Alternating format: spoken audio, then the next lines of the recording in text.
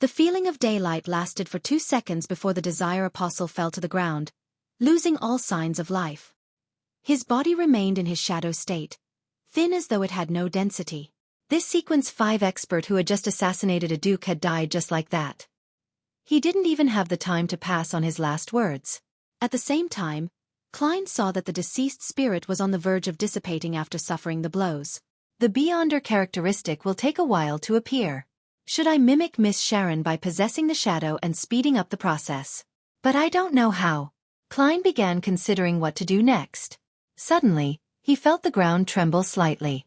Relying on his spiritual intuition, he looked back at the place where he had passed by before. A tall, heavy silver armor was rushing over. Diagonally down from the left shoulder, it was stained with a large amount of solidified blood. Sealed Artifact 1-42. Klein's heart tightened. Without any hesitation, he wrapped the spirit of the Desire Apostle within him and ended the summoning. His original plan was that as long as the official Beyonders arrived, he would return, immediately even if he didn't manage to finish off the Desire Apostle, handing over the rest to them. The red glove and the blood-stained silver armor only saw a silhouette wearing a black crown and a similarly colored cloak before it disappeared without a trace. He narrowed his eyes, carefully examining the spot where the man had just been, and found the Desire Apostle who had lost his life. Clearing clues and destroying evidence, he said in a low voice. Tap, tap, tap. The red gloves who were behind him arrived one after the other. After returning above the gray fog, Klein wasn't in a hurry to channel the spirit. Instead, he directly left the mysterious space and returned to his body in the real world. He skillfully packed up the ritual items like the candles, and soon, the last traces were removed. After doing all of this, he once again created a double. He took 4 steps counterclockwise and arrived at the ancient palace above the gray fog. Here he could communicate directly with a remnant spirit, as a real spirit medium could do, without having to pray to anyone or use the help of a ritual. He had confirmed that when he communicated with Nimble Right Master Rosego's spirit. Considering that the spirit of the Desire Apostle had been purified and might dissipate at any moment, Klein prepared himself to ask the relatively more important information. As for the potion formula for the Devil Pathway, he planned to consider it only at the end. In any case, even if he obtained it, he didn't plan on selling it, lest he would nurture a few cold-blooded serial murderers. Looking at the Desire Apostle with brown hair and brown blank eyes, Klein emanated his spirituality and asked, "What were you plotting?" The Desire Apostle's connection had been completely severed off from the outside world by the gray fog and could only reply in a muddled voice, "Assassinate Duke Negan." Duke Negan? Him again? Who wants him dead so much? Klein was stunned as he asked, "Did it succeed?" "Yes," the Desire Apostle answered calmly without giving any additional descriptions. In this state, he only replied to whatever he was asked. "Poor Duke Negan, the Lord of Storms wasn't able to protect you."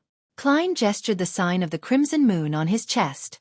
He didn't attempt to understand the details and directly asked, "Who instigated you to do so? Was it the organization that had commissioned Rear Admiral Hurricane Kalangos?" Klein recalled the assassination attempt. The Desire Apostle calmly said, "An organization, the most secret and ancient organization. Most Beyonders don't know of its existence. Its members are said to have important figures in various fields, maybe the higher-ups of the various churches and militaries of different nations." Sounds familiar. Could it be that secret organization which Emperor Roselle joined? The ancient organization that wields the second blasphemy slate? Klein's mind stirred as he asked, "What kind of reward did they promise you, that you would be willing to give up your identity of more than 10 years? The Desire Apostle replied in a slightly changed voice, "A card of blasphemy, the Abyss card." A card of blasphemy? The Abyss card, one of Roselle's 22 cards of blasphemy. This most likely corresponded to the Devil Pathway. It's no wonder that the Desire Apostle was willing to sacrifice everything that he had accumulated over the past 10 years just for this. In it lies the hope for him to become a high-sequence Beyonder. The reward is much more valuable than the mission. However, it's unlikely that Rear Admiral Hurricane Kalangos would be attracted by such a reward. Unless that organization has another card of blasphemy or some other item. If it's really the mysterious organization which Roselle joined, finding a few cards of blasphemy is quite normal. Even if they don't, they still possess the blasphemy slate. Klein was alarmed at first before asking in confusion, "Why do they want Duke Negan dead?" The spirit of the Desire Apostle thinned significantly again, And he said in a hollow voice, I don't know. All I did was consider taking the mission or not. Then, have you heard anything? Klein pressed. The Desire Apostle remained in the same unperturbed state. I have heard that their purpose is the resurrection or awakening of the Creator. They interfere with the progress of history, making it fit their needs, in order to achieve their goals at a certain point in time. If the trend of the times aren't as they expect, then they will try their best to reverse it. Other than that, they just quietly watch from the sidelines, apathetic. Perhaps they wouldn't act or entrust something even once every few decades or centuries. A secret organization in the true sense of the word. It's consistent with Roselle's description of the powerful faction that secretly manipulates the world. It also seems related to the original creator. Seeing that the spirit body of the Desire Apostle was about to disappear, Klein quickly asked, what is the name of that organization? How can they be contacted? The Desire Apostle looked ahead emotionlessly, his figure quickly disintegrating. Before he disappeared completely, he answered the question. They are called the Twilight Hermit Order. Inside the house with the glass greenhouse, the thin secretary with the gold-rimmed glasses and white gloves sat with a sullen face and a look of deep grief. What's your name? What sequence are you? Which Beyonder pathway are you from? Deacon Acancer asked solemnly. The blonde secretary replied slowly in a deep voice. Lockhart Siakam, Sequence 5, as for which Beyonder pathway I'm from, you can apply for access to my records from MI9. All right. Acancer then asked, does the Duke come here at a fixed time every week? No, he doesn't like to work according to a schedule, especially after the assassination attempt by Kalangos. Before today, no one knew that he would be here today, and I only heard about it in the morning at Parliament, Lockhart Siakam replied seriously. Acancer thought and asked, if there's a spy amongst you, who do you think he is, and who do you suspect? Lockhart thought about it for a few seconds, then he shook his head. Following that, Acancer asked for details of the battle and got a rough idea of the process. He saw that Lockhart was pale and badly hurt. Hence, he politely rose to check on the rest of the Duke's guards. After watching the deacon of the machinery hive mind leave, Lockhart took a deep breath and trudged over to Duke Negan's corpse. The great noble was no longer naked like before, but the remnants of terror still remained on his face. After looking deeply at Duke Negan's corpse, Lockhart murmured sadly, I'm sorry. At this moment, with his back facing everyone, the corners of his mouth slightly curled up. He calmly added inwardly, this is the choice of the times. Chapter 428. The Scapegoat Westboro, 9 Hope Street, the Prime Minister's residence. Aguisid Negan stood behind a large table and looked at Earl Hall with a serious expression. Lord Hall, my secretary should have briefed you on what has happened. You're the first noble that I've thought of at this moment. The important member of the Conservative Party, who was presently Prime Minister of the Cabinet, looked like he had aged considerably. His tall, thin figure leaned forward as if unable to bear the bad news, to the point of needing to prop himself up on the table with both hands. But his eyes were still sharp and his attitude calm. Earl Hall, who had a beautiful mustache, sighed and said, I'm sorry to hear this piece of news. It has shocked me greatly. I was thinking of visiting His Grace in a few days to discuss the bill that we're all very concerned about, but who would have known that he would be attacked, having lost the handsome appearance of his youth due to his deep smile lines and the fattening state of his body. He first expressed his condolences, grief, and empathy, then he restrained his emotions and said, His Grace is already dead. Compared to crying and being angry, we need to be more careful and calm. Only by doing this can we handle the aftermath and prevent this heavy steam train of the kingdom from derailing. This is also the reason why I came to you immediately. The other nobles will only call upon their gods, trembling in fear, and express how unacceptable this is.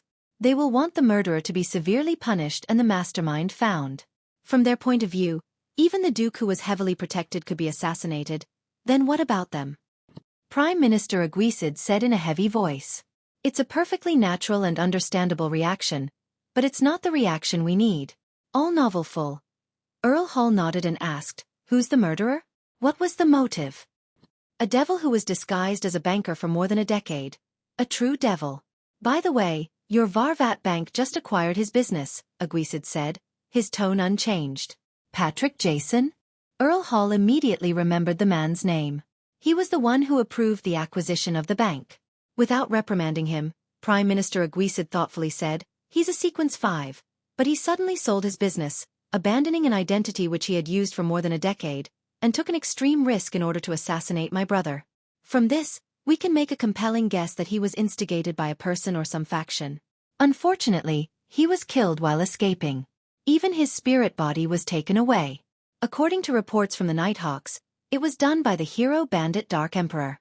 It involves an extremely secretive organization, and we aren't able to find out anything about it in a short period of time? Earl Hall asked. Yes, that so-called hero bandit didn't leave any traces behind. We can only start with the people who had come into contact with Jason in the past few months. This will take a lot of time, and there may not be any results. Aguisid gave an affirmative answer. Earl Hall took 2 steps forward and asked, "What's His Majesty's attitude regarding this?" "Grief, but no specific thoughts," Aguisid replied.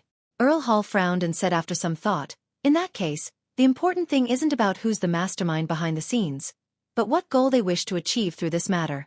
If they want war, or to restart the conflict in the colonies, then we need to tell the masses that the one instigating Patrick Jason was the Faceac Empire, and we would fabricate a detailed process and provide seemingly convincing evidence. In the past several centuries, this northern neighbor of ours has always played a similar role, and I think everyone is already used to it.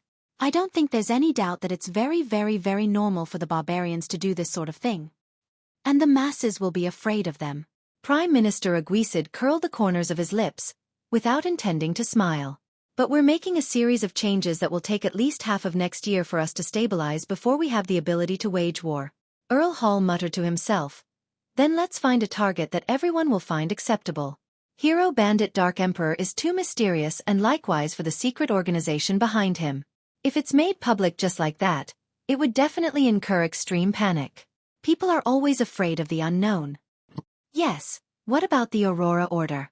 They assassinated that pervert from Intis a few months ago. It wouldn't surprise anyone if they do anything else. Their reputation is bad enough. Their situation has already been repeated by the papers numerous times, to the point of becoming a horror element or classic antagonist in many novels. Besides, it will effectively reduce the suspicions that others have on us. There will always be people that believe the previous assassination was us commissioning the Aurora Order.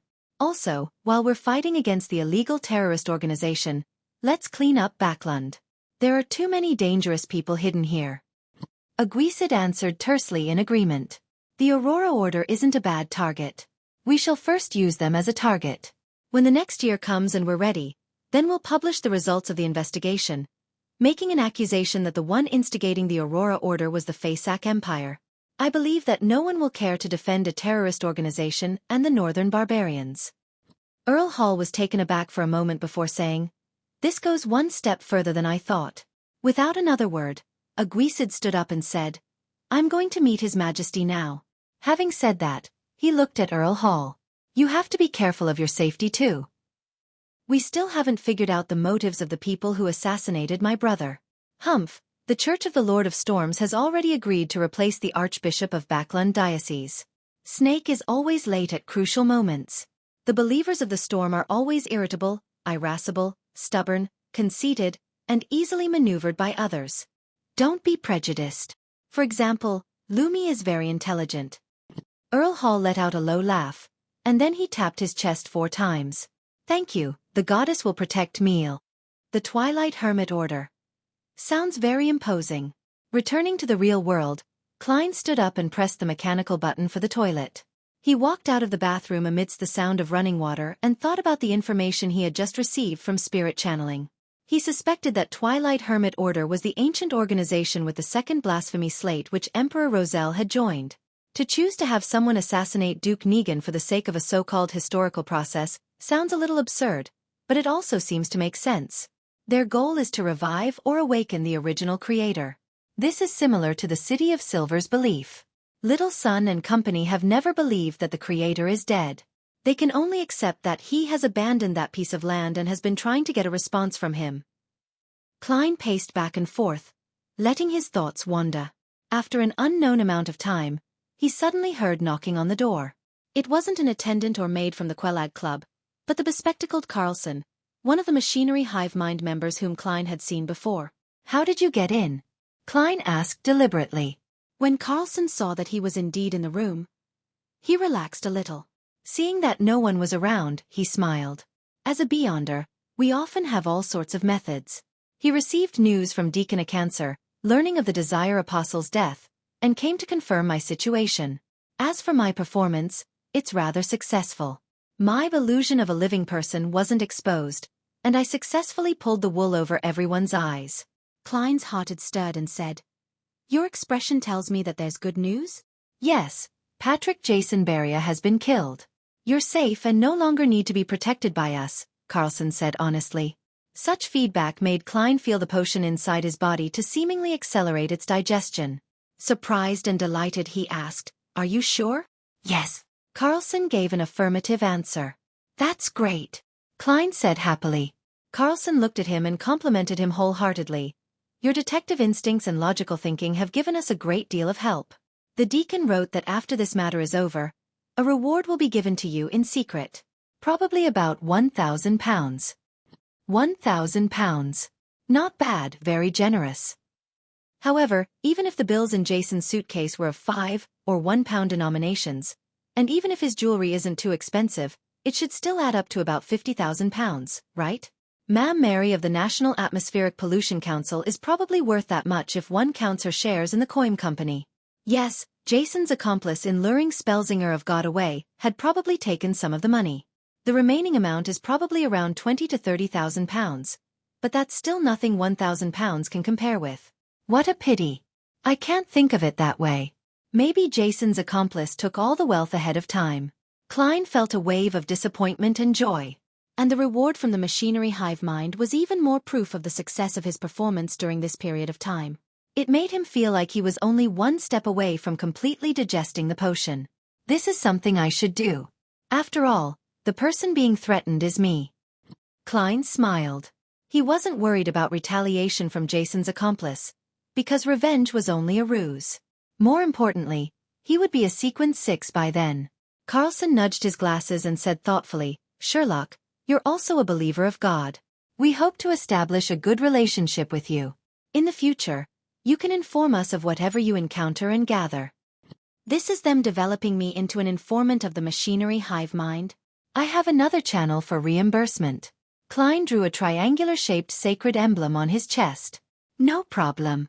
No longer being protected by the machinery hive mind, Klein stayed at the Quelag Club until dinner, then he slowly took a carriage back to 15 Minsk Street. He opened the letterbox out of habit and saw a new letter with no postage stamp. The letter was from Detective Isengard Stanton, who left it after an afternoon visit, had written, "I heard from the machinery hive mind of the suggestion you offered. Your sharpness and caution is truly astounding. If you weren't already a Beyonder, then I would even believe that being a reader is the pathway that suits you best. You truly are the best young man at deduction that I've ever met." Klein stood in the living room, reading Isengard's letter by the light of the gas lamp. This time, there was nothing new to the performance. It was done step by step and conformed to the past performances. It didn't even have much of an effect. But there were enough people in the audience, and all of them were by my side, which allowed me to get feedback directly. Klein held on to the letter as he reflected over the matter. He half closed his eyes and felt something inside his body rapidly disintegrating and dissipating. Numerous illusory stars around him seemed to appear, and he could only feel a very weak attraction from the resplendent stars. On the last month of 1349, his magician potion was finally digested. Chapter 429. Various parties. The street lamps at night illuminated the wet ground, which was sent splashing by the occasional horse carriage that passed by. Backland was located in the middle of the kingdom, only dozens of kilometers from the Sonia Sea, and it rained frequently all year round. The highest temperature in July was only 28 degrees Celsius, and the lowest was around 2 degrees Celsius in winter. The weather seldom had a chance of dropping to 0 or lower, but this didn't stop people from feeling the cold here. Even the northerners from Fay Sac, who were used to living in ice and snow, sometimes couldn't bear the humidity that penetrated through their clothing and flesh. Klein stood behind the oriel window in a room which didn't have its fireplace lit. He looked at the tranquil scene outside and felt relaxed in his body, heart, and soul. As long as he gathered the ingredients and concocted the potion, he could immediately advance to Sequence 6, becoming a faceless. The magician potion has been completely digested. The Desire Apostle was personally finished off by me and he failed to escape. The Aurora Order's search of the Fool's Believers is still going in circles. Apart from Mr. Azik being pursued by an unknown faction and the problem of the potion ingredients, I'm temporarily not troubled by anything. Klein leaned his body forward and took in a breath of air. He then looked at the fog that had condensed on the windows. The reason why he had risked his life to intercept the Desire Apostle was because he was afraid that the other party would have other plans and, thus, smoothly escape from the pursuit of the official Beyonders. At that time, he might be remembered for his crucial advice and be avenged afterwards. As a cold-blooded, a devil was unlikely to take the risk of avenging his comrades, but that didn't mean that they wouldn't choose to vent their anger on someone who nearly caused their death. This operation was definitely necessary. Perhaps someone from the Twilight Hermit Order is somewhere receiving him. Once the Desire Apostle escapes, and with me not having any relevant information, perhaps I'll be prepared against a Sequence 5, believing that I would be pretty safe once I advance to Faceless. But the Desire Apostle might very well use the information provided by the Abyss card and the Twilight Hermit Order's help to advance to become a high-sequence Beyonder. Such a development is quite scary if I think about it. One is required to inflict the finishing blow of justice. Klein reflected over what had happened this afternoon and summarized his experiences and lessons. After enjoying the night scenery for a while, he returned to the sofa and sat down to think about his future plans. With the reward provided by the machinery hive mind, I'll be able to afford the mutated pituitary gland and blood of a 1,000-faced hunter. The deep-sea Naga's hair simply requires me to have money. Such an ingredient should be relatively easy to find on the sea. I can get Mr. Hanged Man to help. The only problem is the human-skinned shadow characteristic. And even if there is a clue, I don't have enough money. With this in mind, Klein couldn't help but give a self-deprecating chuckle. I'm not a person who particularly loves money. It's just a very average preference. When I was in Tingen, I always encouraged Melissa to spend and urged her and Benson to hire a maid. I felt that no matter what, I should try to not treat myself too badly, and every time I did a covert operation, I always placed safety first and made sure to be careful so that I wouldn't be affected mentally because of the allure of wealth. However, in order to take revenge, I have to advance, and advancing requires me to buy expensive Beyonder ingredients. I can only accumulate every single penny and save whatever I can.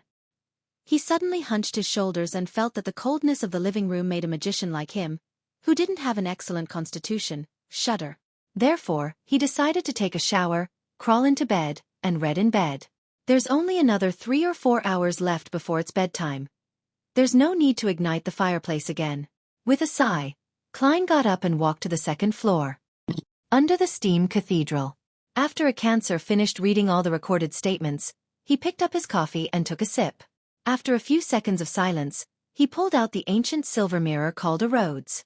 Carlson took a glance at it and asked curiously, "Deacon, if I ask the Honorable a Rhodes about an unsolved mathematical problem or a classical paradox, will it give me the correct answer?" "Most of the time, it will directly reject you. If it thinks that you have ill intentions, it will even give you a lightning strike or make you suffer a curse that you would never want to face," a cancer said with a sigh. "It's a living sealed artifact with extremely high intelligence, not a rigid, rule-abiding difference machine. When using it, it's best not to think about trying to find loopholes." Carlson looked around at his teammates and kindly suggested, "Deacon, let me ask the question for you. I have nothing I need to hide." He straightened his back and assumed an open, honest posture. A cancer smiled bitterly and said, "There's no need, I already know what I need to know. I'm no longer afraid of similar questions, and occasionally, the Honorable a Rhodes will ask very profound questions. With your body's condition, the subsequent penalty won't be easy to bear." With that said, he clenched his fists before spreading his fingers apart and gently stroked the surface of the mirror thrice.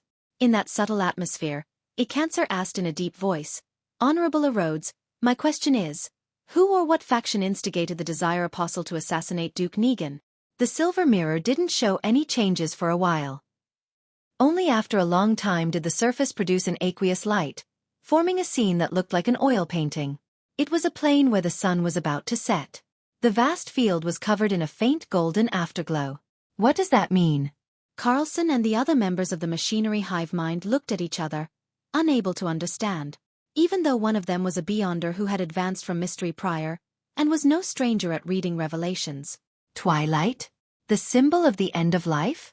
A sect that believes in death, or lunatics that believe in the apocalypse? A mystery prior said after some deliberation. Carlson nodded in agreement. I think it's the latter. Icancer ignored their discussion because a Rhodes's question had already appeared. What color of underwear do you like best? Icancer's face suddenly flushed red, and he felt as if smoke was rising from the top of his head. With great difficulty, he spat out a word. Red. The room suddenly became unusually quiet, and Carlson and the others pretended to look towards a corner. Icancer sat down wearily and scratched his fluffy hair, ready to ask the second question. Carlson couldn't bear it as he said, Deacon, let me try. Try not to reach the punishment phase. Icancer finally nodded in agreement. Carlson confidently mimicked the deacon's actions, gently stroking the surface of the silver mirror 3 times while the other members gathered again. Honorable Rhodes, my question is, who are the accomplices of the Desire Apostle? The aqueous light stirred as the scene changed. It first presented a woman's back, one with an outstanding figure. Then, there was a person who was extremely blurry and could barely be identified as a man based on his attire. There is indeed another partner. This should be the person who sold the intelligence on Duke Negan. It's a pity that the other party has already dealt with it. Carlson looked around and said. He felt that he had no secrets and didn't need to care about the questions that followed. This time, the choices that a Rhodes offered was a question, a mission, or a penalty. Without any hesitation, Carlson said. Question. Words that looked like dripping blood quickly outlined the surface of the silver mirror. Do you relieve yourself daily with your hand? Carlson's lips quivered, and he felt his ears rapidly turn hot. Although this was something he found very normal, giving an answer in front of so many teammates and his superior still gave him the urge to bury his head in the ground. Yes, he answered very quietly. Under St. Samuel Cathedral. Daly, with her blue eye shadow, tossed a stack of documents in front of Soul Assurer Soest. All the information you want on the tarot card case. It's smaller than I thought, Soest said, slightly surprised. Daly snickered. This is just an index. Upon seeing this, Leonard touched his lower lip with the palm of his red-gloved right hand. Captain Soest, why don't we do a thorough investigation of the people who interacted with Jason Beria and compare it with the 2 previous cases? There might be clues to the organization that is symbolized by tarot cards. Duke Negan is a devout believer of the Lord of Storms, and he represents the interests of the Church of the Lord of Storms in the political scene. The mandated punishers will definitely be frantically searching for the real culprit, so we don't need to get involved. Otherwise, we'll easily be put at odds with them. Let's investigate the cases involving the tarot cards, and who knows, we might find new clues. Of course, we'll definitely end up running all over the place, but that's part and parcel of a Red Glove's duties, Soest explained with a smile. Leonard nodded. I understand. And deep in his mind, the elderly voiced Sked laughed. The Nighthawks have missed it just like that. That person has the smell of the Dark Emperor. The true Dark Emperor. Inside the Holy Wind Cathedral. Wearing a black bonnet, Spellsinger of God, Ace Snake, swept his silver eyes and picked a mandated Punisher elite. Although I'm about to leave Backlund, this is the decision of the Council of Cardinals. You only have one mission after this, and that is to investigate the assassination of Duke Negan. After applying, all of you have the right to use a Grade 1 sealed artifact. You must find out who is targeting us. Standing at the very front, a middle-aged man wearing a modified captain's hat immediately led the group. He clenched his fist and lightly tapped his chest. As you command, Your Eminence. He was lean and had no particularly outstanding features, but there was an anchor tattoo on his neck. In Empress Borough, the opulent villa of Earl Hall. Audrey looked at Susie, who had opened the door herself, and said in a low voice, What's father and the others talking about? When she found out that Earl Hall had returned late and that his expression was unusually grave, she immediately sent Susie in to listen. Duke Negan was assassinated. Susie closed the door behind her with her feet. Ah! Audrey froze, suspecting that she had misheard. Although she had already experienced an assassination attempt on Duke Negan, she had never thought that this powerful noble would actually die. It's true. Susie gave an affirmative answer. Audrey instantly felt a little blank, finding it a little surreal. How could such a powerful noble, a person of flesh and blood, capable of speaking and laughing, the Duke who had given her a piece of land, die just like that? Suddenly, she felt the cruelty and coldness of the adult world. Who did it? Audrey asked subconsciously. A Sequence 5 devil. Sequence answered quickly. But he has already been silenced by the so-called hero bandit Dark Emperor. Ah! Audrey was stunned once again. How could it be the hero bandit Dark Emperor? How could it be Mr. Fool's adorer? He helped me resolve the problem of Duke Negan's previous assassination. This is a complete contradiction. Audrey immediately told Susie to eavesdrop again while she locked the door behind her and sat at the edge of her bed, praying to Mr. Fool. After she had finished reciting his honorific name and had described the assassination of Duke Negan, she asked with great trust, "Was your adorer present there?" After a while, she saw the endless gray fog and heard the voice of the Fool. "Yes. He's looking for the organization that directed the Desire Apostle." As expected, it wasn't arranged by Mr. Fool. Was the reason why he had his adorer stop Kalangos last time also because of that organization that's pulling the strings behind the scenes? Audrey relaxed and asked curiously, "What organization is that?" "For it to gain your attention." A second later, she heard Mr. Fool reply in an unperturbed manner, "Twilight Hermit Order." Chapter 430. A Brand New Day. Twilight Hermit Order. What kind of organization is it? Why haven't I heard of it? When Mr. Hanged Man was filling me in on the general knowledge of the various factions, he didn't even mention anything about this. Audrey was both surprised and confused. As the gray fog faded away, Mr. Fool's aloof figure had vanished. Her eyes darted around as she quickly made a guess. This organization known as the Twilight Hermit Order sounds even more powerful and mysterious than the other underground powers such as the Aurora Order and the Life School of Thought. It's so unknown that even the knowledgeable and experienced Mr. Hanged Man, who's closely related to the Church of the Lord of Storms, doesn't know of its existence. And their plot was directed at a powerful noble of the kingdom, one of the most powerful people in the world. They might be the observers hidden in the deepest depths of the Beyonder world, the true controllers. They influence the situation of the northern and southern continents, so it's no wonder that they would be noticed by Mr. Fool.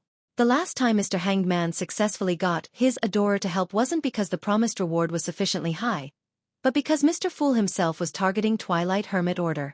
This organization is as mysterious as our tarot club. Audrey, for some inexplicable reason, became a little excited, and this diluted the impact Duke Negan's assassination had on her. There definitely aren't a lot of Beyonders who know of the existence of the Twilight Hermit Order. And I'm one of them, and we, the Tarot Club, are targeting them.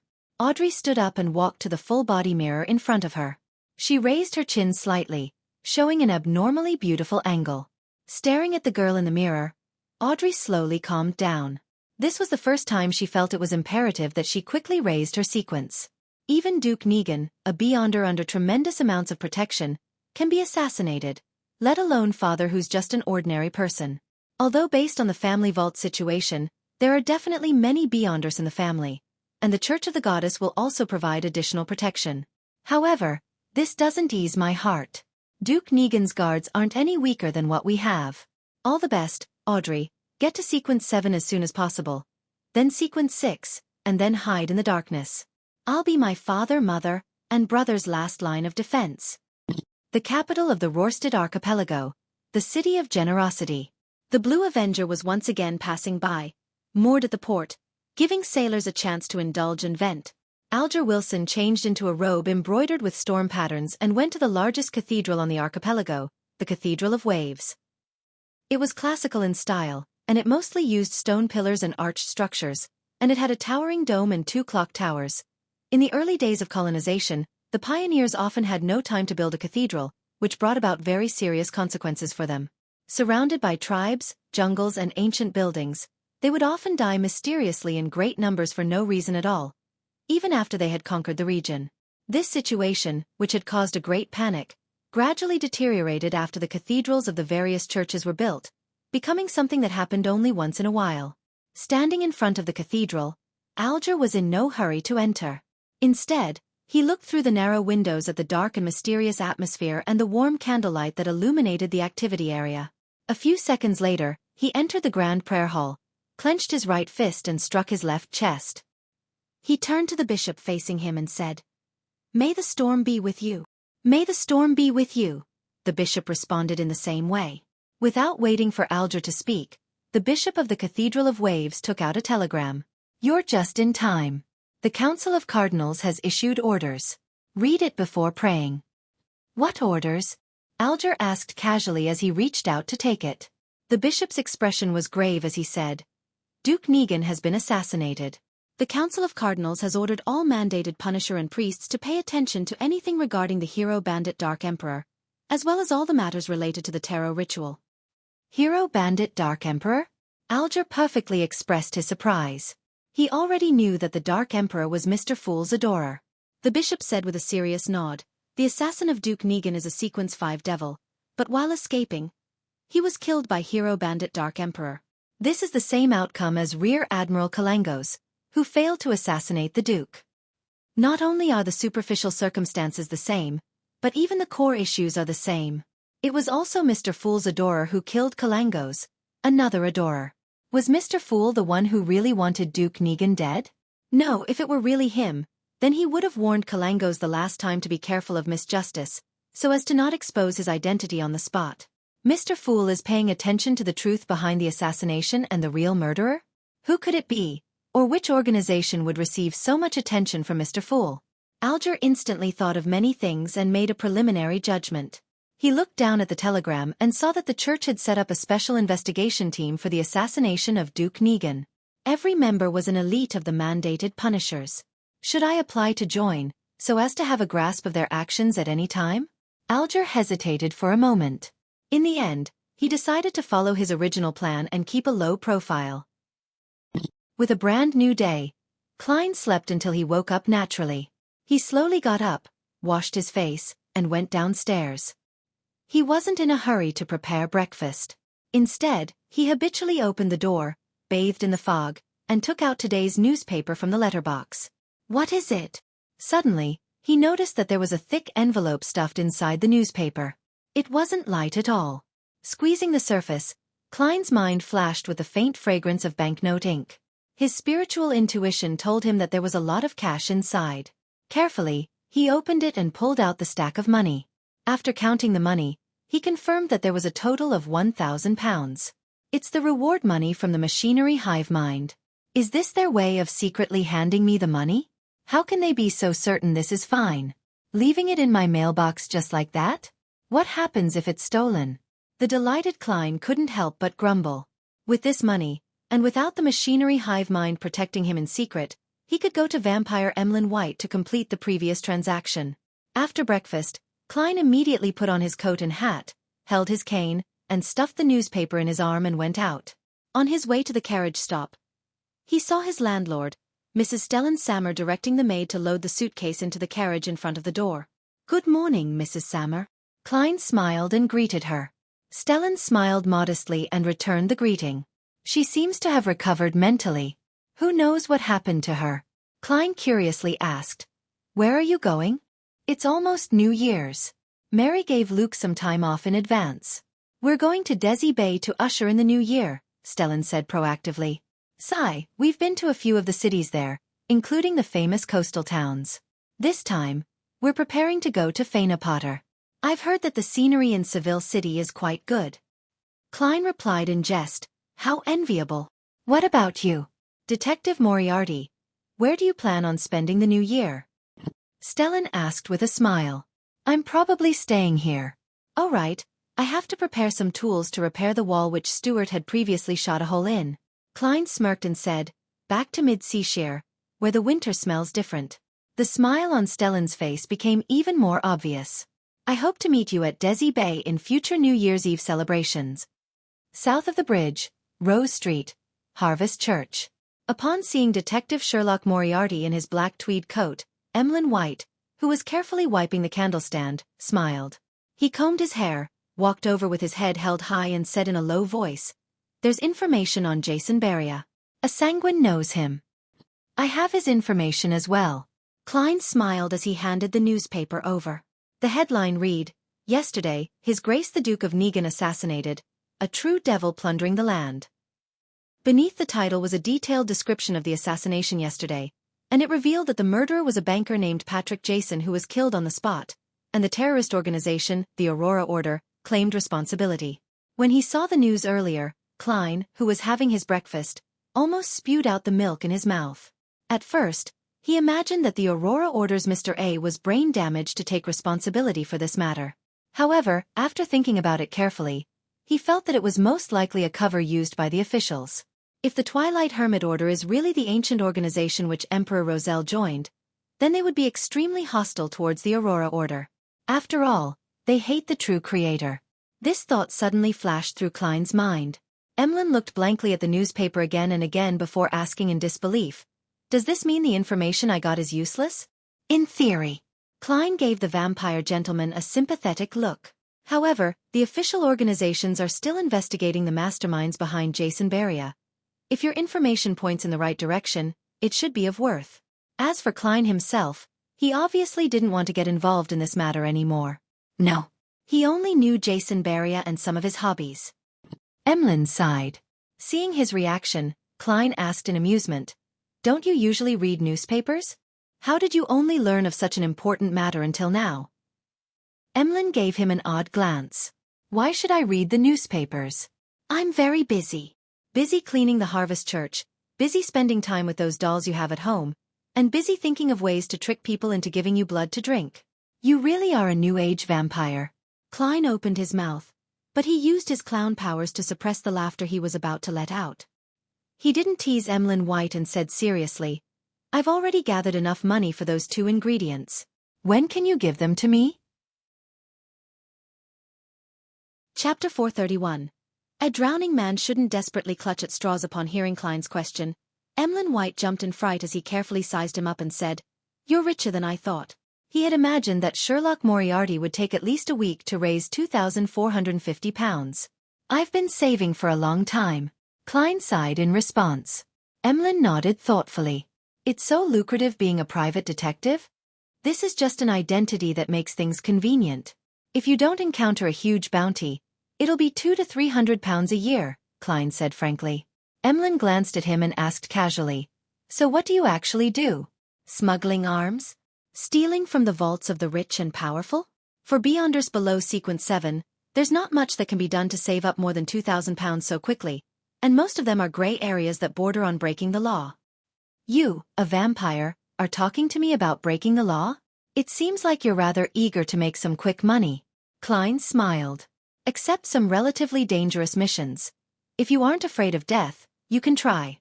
Emlyn shut his mouth, and only after a long time did he say, "Come and find me in the evening. I'll take you to the seller's place." What an obedient vampire. Klein was about to agree, but he suddenly found it unsafe. What if the seller gets thoughts from seeing all the money? What if he doesn't have the corresponding Beyonder ingredients and is trying to fool me to commit a robbery? Emlyn White can be trusted, but not necessarily the seller he's introducing. I have to find an excuse to perform a divination above the grey fog to confirm the degree of danger. Yes, there's no need for it to be so complicated. There's a better way. After some thought, Klein turned his head to look at Emlyn. "No, go by yourself. I'll give you £1,000 as a deposit, and you'll bring the 2 ingredients to the Harvest Church. After confirmation, I'll pay the remaining balance. I believe the seller will accept this method.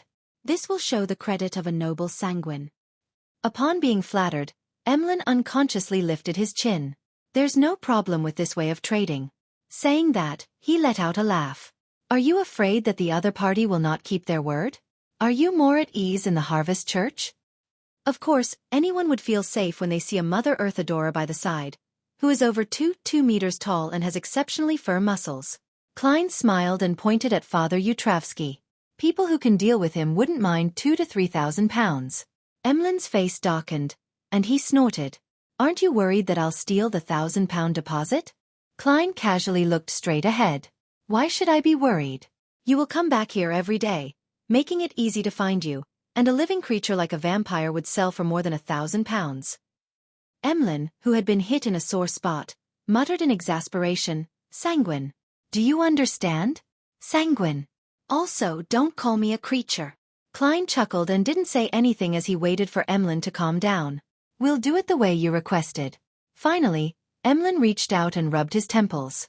Klein immediately took out the envelope he had received that morning, and he handed it to him along with a thick stack of cash worth £1,000. "See you here at 8 tonight."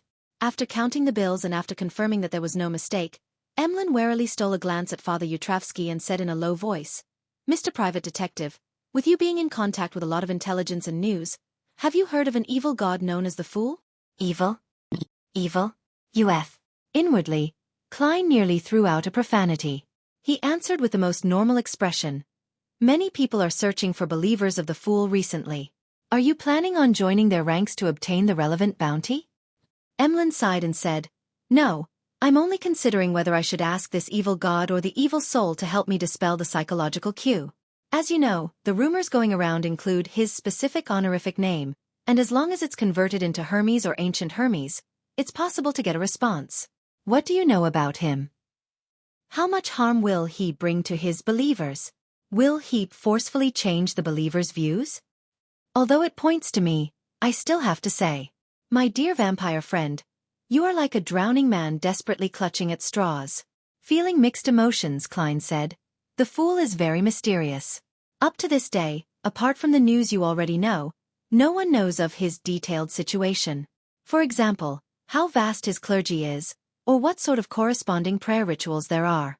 What puzzles me is that you aren't considering the two of your sanguine's ancestor, the ancient goddess Lilith. As long as the ritual is correct and the offerings are appropriate, she will help you dispel the psychological cue. Emlyn leaned back slightly and stared straight ahead, saying nothing for several seconds. He seemed to instantly become sullen.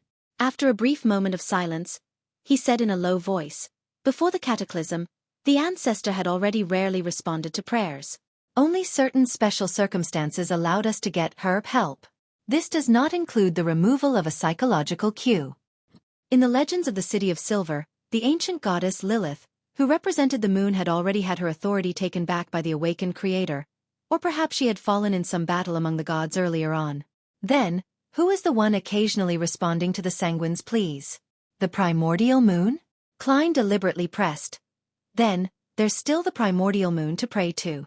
Many underground beyonders have rituals that borrow his power. This is mainly referring to the shaman king and the corresponding biological creatures. Klein added inwardly.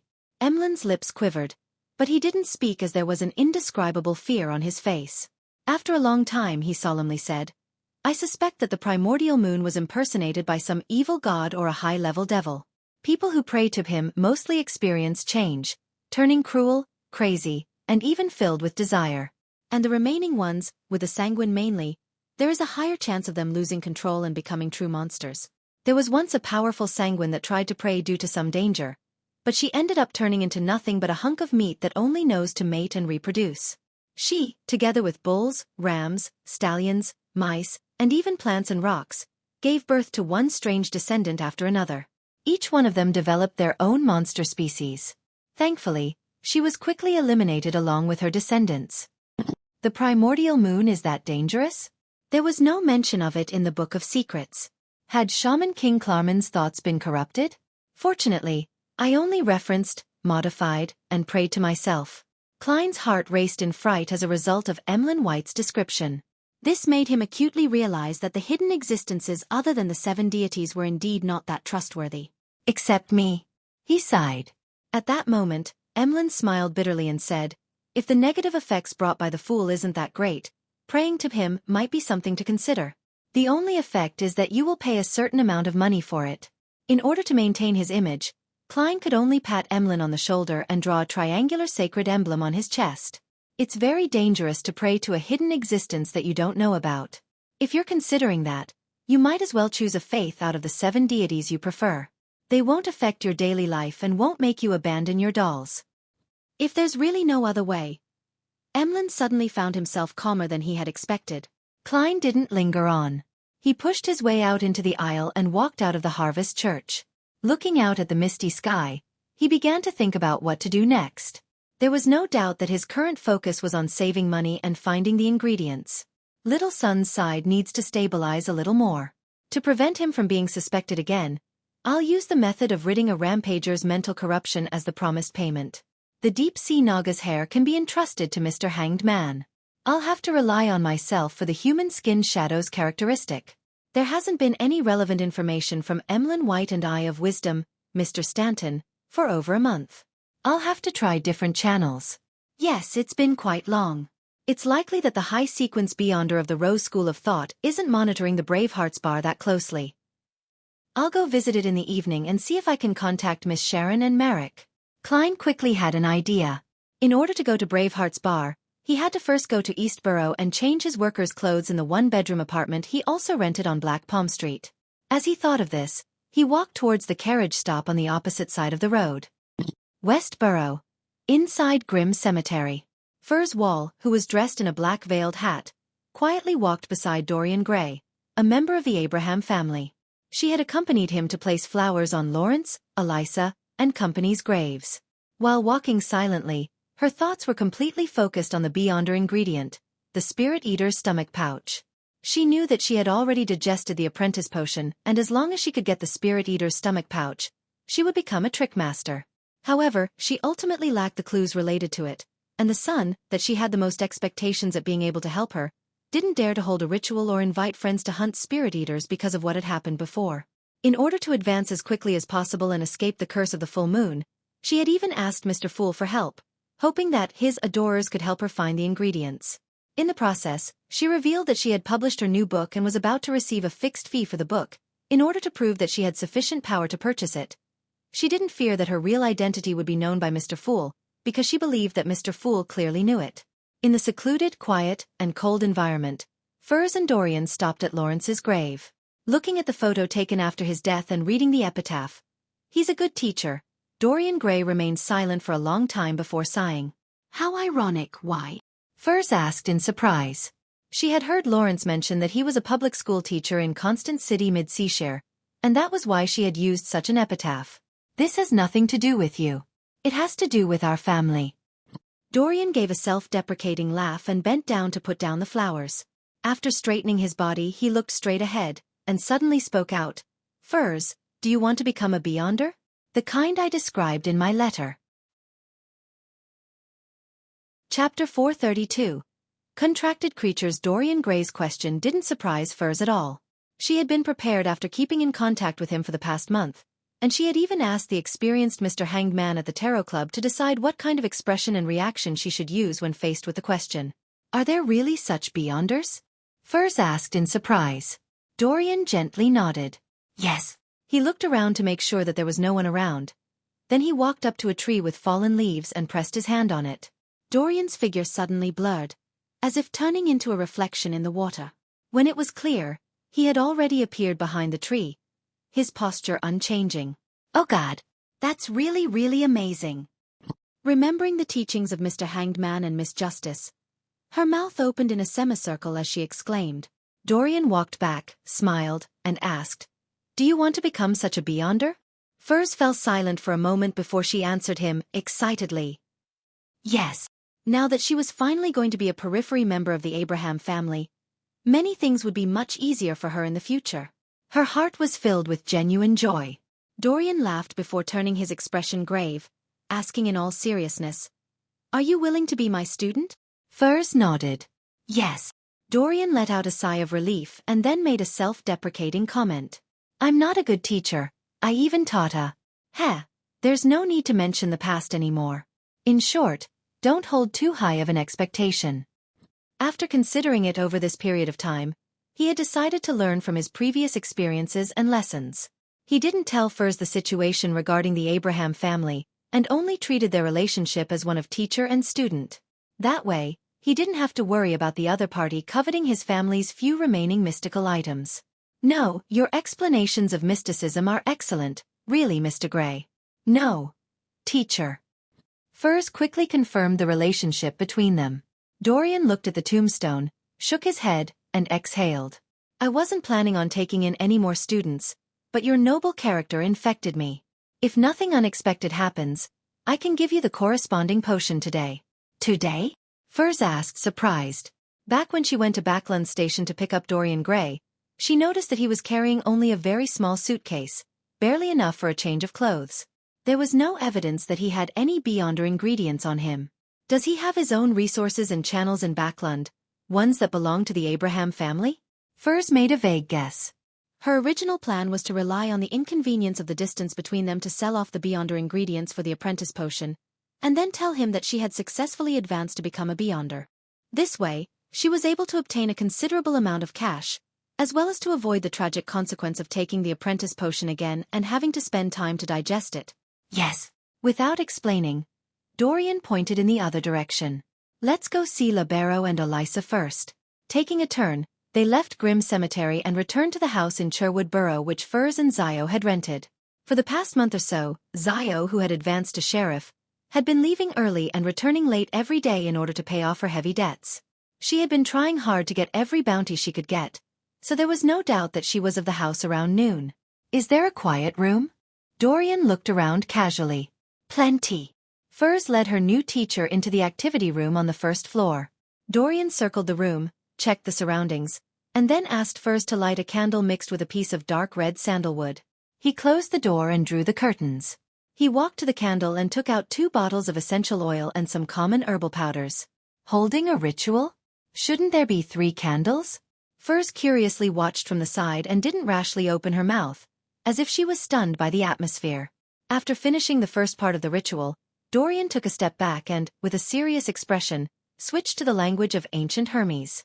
I summon in my name. Special spirit bodies roaming the upper realms, the void creature that loves music, Dorian Gray Abraham's contract companion. Whoosh! There was a sudden gust of wind in the activity room, and with a sobbing voice, the flickering candle flames were tinged with a deep blue hue.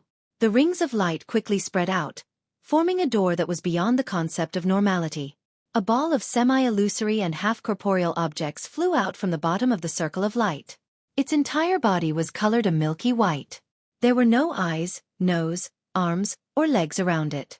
Only an opening which resembled a mouth cracked open over its surface.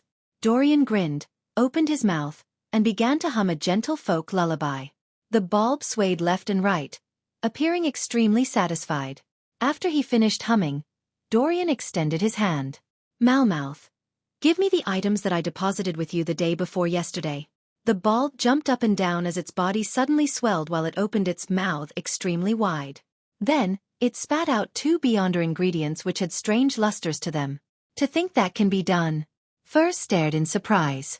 Dorian caught the apprentice potion's main ingredients, cancelled the summoning, and ended the ritual. He turned his head and smiled at Furs. Even in the spirit world, void creatures like Malmouth are extremely rare. Under normal circumstances, summoning rituals will not point to them. An elder of a sufficiently high sequence must enter the spirit world and, after a long period of searching, make a contract with one of them. That way, it will allow subsequent descendants to complete a summoning ritual with their corresponding name. After the void creature arrives, a new contract can be made, making them closely connected to oneself and no longer summonable by others. So that's how it is. That sounds interesting. Furs said from the bottom of her heart.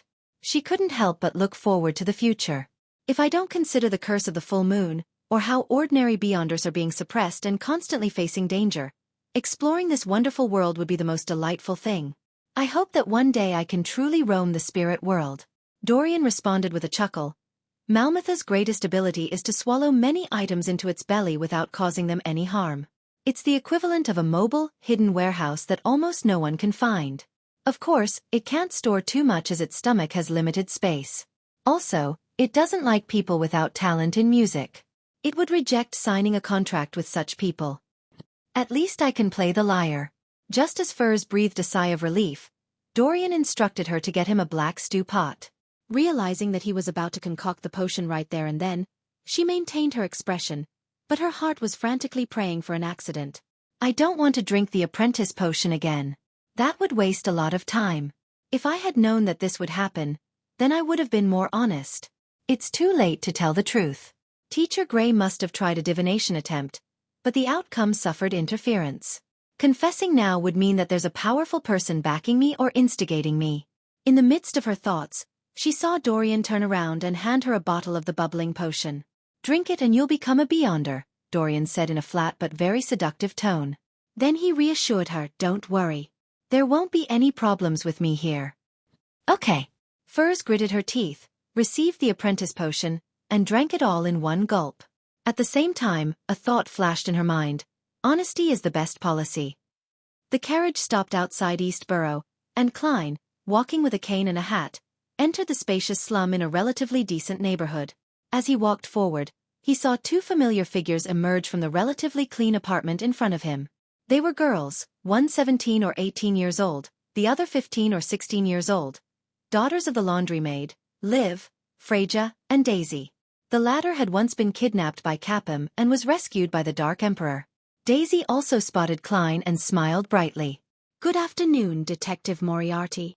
Klein smiled and nodded before asking in puzzlement, "Daisy, don't you have public elementary school to attend?"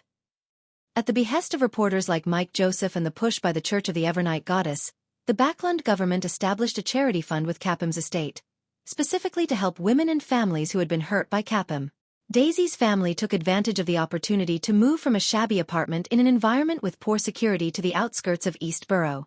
They moved from one room to two, separating the laundry area from the place where they ate and slept. In addition, Daisy received a bursary for attending a public elementary school, and she was delighted that the charity fund was responsible for her tuition and meals costing 3 pence a week. What puzzled Klein was that the public elementary school only had breaks on Sundays, so Daisy wasn't supposed to be here at this time.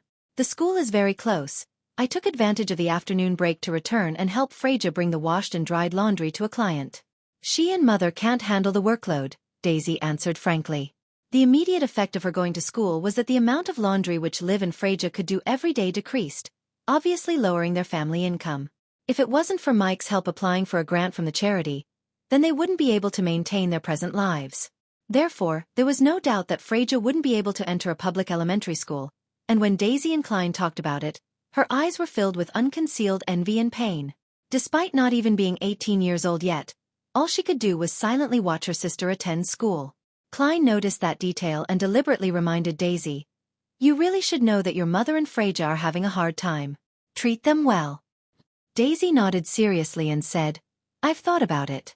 When things settle down, I'll teach Freja what I learned during the day at night and on Sundays. I'll be her only tutor." Freja's eyes suddenly blinked, and she couldn't help lowering her head. "Good, very good." Klein praised her before bidding them farewell in a good mood, and he turned to another street. He went to Black Palm Street to change out of his worker clothes, and just after he left the apartment where he was renting a room from, he saw an old middle-aged man walk over. He asked with a kind face, "Sir, have you heard of the original creator?" Chapter 433. Intelligence Peddler the original creator? Klein was stunned for a moment, and then he immediately thought of the intelligence that old Kohler had previously given him. Recently, there had been people preaching the faith of the original creator in East Borough, the dock area, and the factory district. It pushed the belief that he hadn't really passed away and that he existed in the body of every human being and every object. As long as one served him wholeheartedly and praised him, then not only would his believers be redeemed after death, but they would also enter his kingdom. They would also suffer tremendous improvements in their present life, for instance, having sizzling meat to eat every day. This was very close to the Aurora Order's theory of the mutated creator, so Klein had decided that it was the secret organization which was behind it. He felt that they had begun to value the vast majority of the poor after the Lenivus incident. "They've already developed so arrogantly to even solicit people on the streets?" Klein hesitated and replied, "I've heard of that." The well-dressed middle-aged man immediately revealed a smile. "Then, do you know about the incoming apocalypse? Do you know that the original creator will create a sanctuary to protect his believers?" For a moment, Klein thought of going with the flow and be inoculated so as to slowly infiltrate the Aurora Order's periphery organization, so as to gather the appropriate evidence and clues to take revenge on them for seeking the believers of the fool. But after careful consideration, he felt that it was too dangerous. It was something that was tiring and troublesome for him to do alone, without any certainty of success. In the end, he decided to inform the machinery hive mind about the current situation and leave it to the official organizations to handle. After thinking through the problem, Klein's expression immediately darkened. "I don't know and I don't want to know." He strode forward, shaking off the middle-aged man and ignoring his shouts. On the way out of East Borough, he watched carefully and found that the workers who had lost their jobs due to the off-season and the efficiency improvements from textile machines were grouped together. They were being comforted and were listening to the preaches from people of unknown identities. The investigations of East Borough, the dock area, and factory district were completed 2 months ago. Why haven't the 3 churches and Parliament produced any concrete measures yet? The importance that they've placed on this issue must have increased. It's impossible for them to not notice the current situation. Is this a trap for bigger fish? That's very risky and can easily get out of hand. As Klein lampooned, He pushed the cap on his head as he walked out of East Borough and went straight to the Backland Bridge area. At noon, the Brave Hearts Bar had just opened, and there were almost no drunkards present. Only the nearby, busy workers would come in and grab a simple lunch. Klein mingled with them and spent 10 pence on wheat bread with pork sausages and a glass of Southville beer, making himself appear rather rich. After leisurely filling his stomach and finishing his beer, he looked at the bartender. "Is Casper's Kalinin here?" He planned on replenishing some of his ordinary ammunition while he was here. The bartender glanced at him. "It seems like you haven't been here in a while. Casper's is dead." It said that he was a little restless while sleeping at night, wrapping himself in a tight bundle and suffocating himself in the end. Heh, I don't really believe that kind of thing would happen. I've only heard about such things in ghost stories, but that's what those black and white dogs say. Black and white dogs were referring to the police who wore black and white checked uniforms. Suffocating himself to death? That sounds like mysticism. Was it because the Rose School of Thought's high-sequence Beyonder was unable to find Miss Sharon and Merrick, and thus, they chose to kill someone to vent their anger? Where's the bearing of being a high-sequence Beyonder? In that case, Casper's wasn't able to contact Miss Sharon. Perhaps they've already left Backland. Casper's wasn't prepared for the dangers of the Beyonder world. If it were me, I wouldn't have returned to the Brave Hearts Bar. I would have taken all the money I saved up and go to another city for a change in environment. However, under normal circumstances, a high-sequence Beyonder wouldn't specially deal with such ordinary people. At most, they would force a mediumship ritual without considering the aftereffects. As expected of the self-indulgent Rose School of Thought. To think a high-sequence Beyonder would actually do such a thing. While feeling surprised, Klein also felt pity for the black market arms dealer.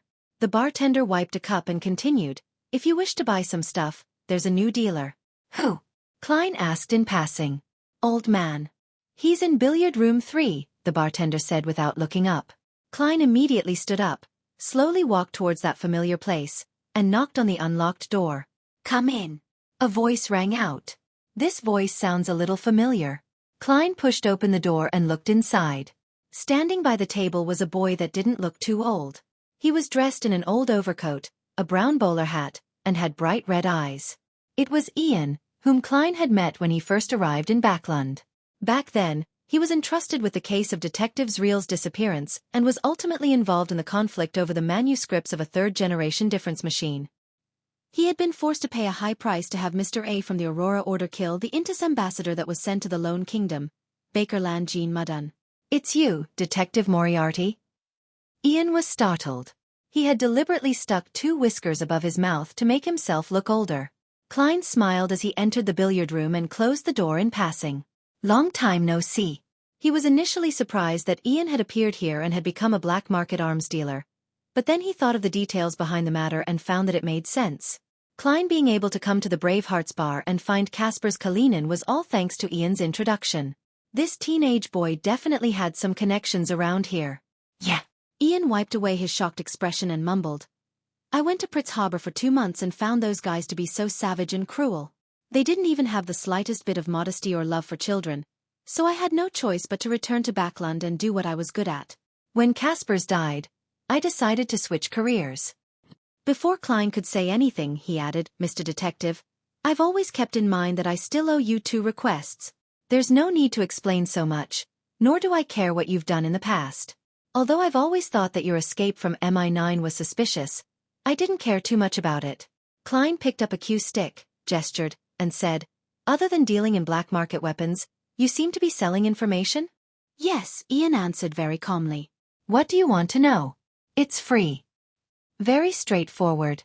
"Feeling guilty about what happened to me previously?" Klein pushed the cue stick forward and hit the ball, sending a red ball right into the middle pocket. Without a trace of politeness, he straightened his body and said, "Recently, everyone has been looking for the believers of the Fool. There are many bounties available. What news do you have?" Ian thought for a moment and said, "Nothing. I even suspect whether the Fool has any believers since no one can find any clues. This is what you call blasting air with a cannon." Klein gave a silent, self-deprecating laugh before turning to ask, "In addition, there's another bounty. People are looking for a lecturer named Isaac Eggers.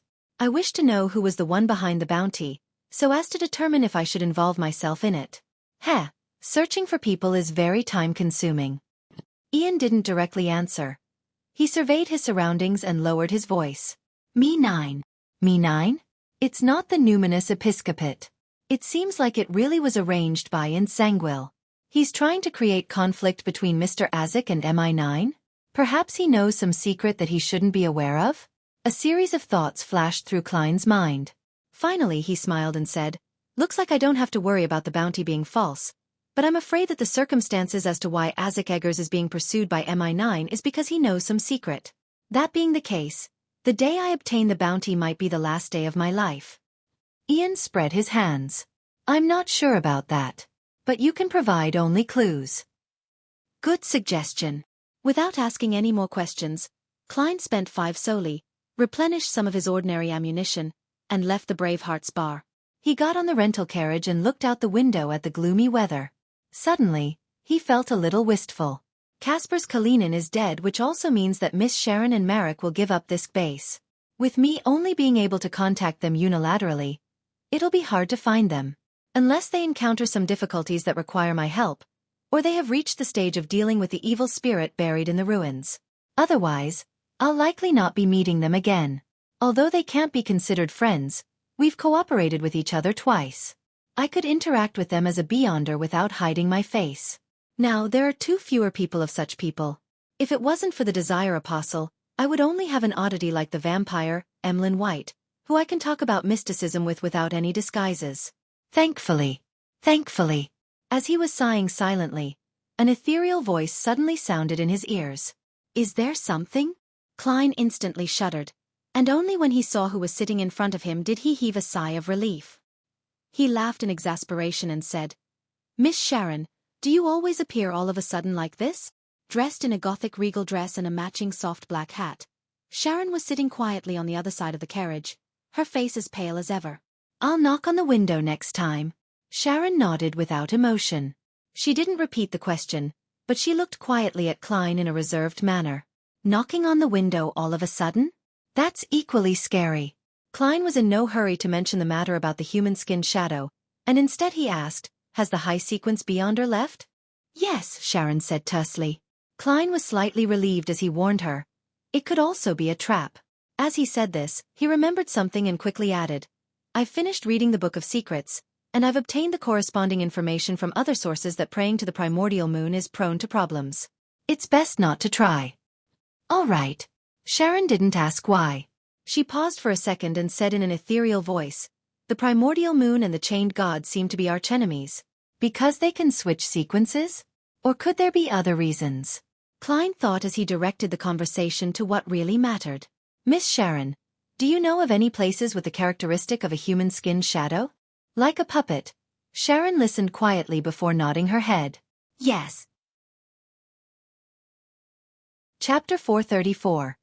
Tomb and Bounty She Knows? Klein was overjoyed and quickly asked, "Where?"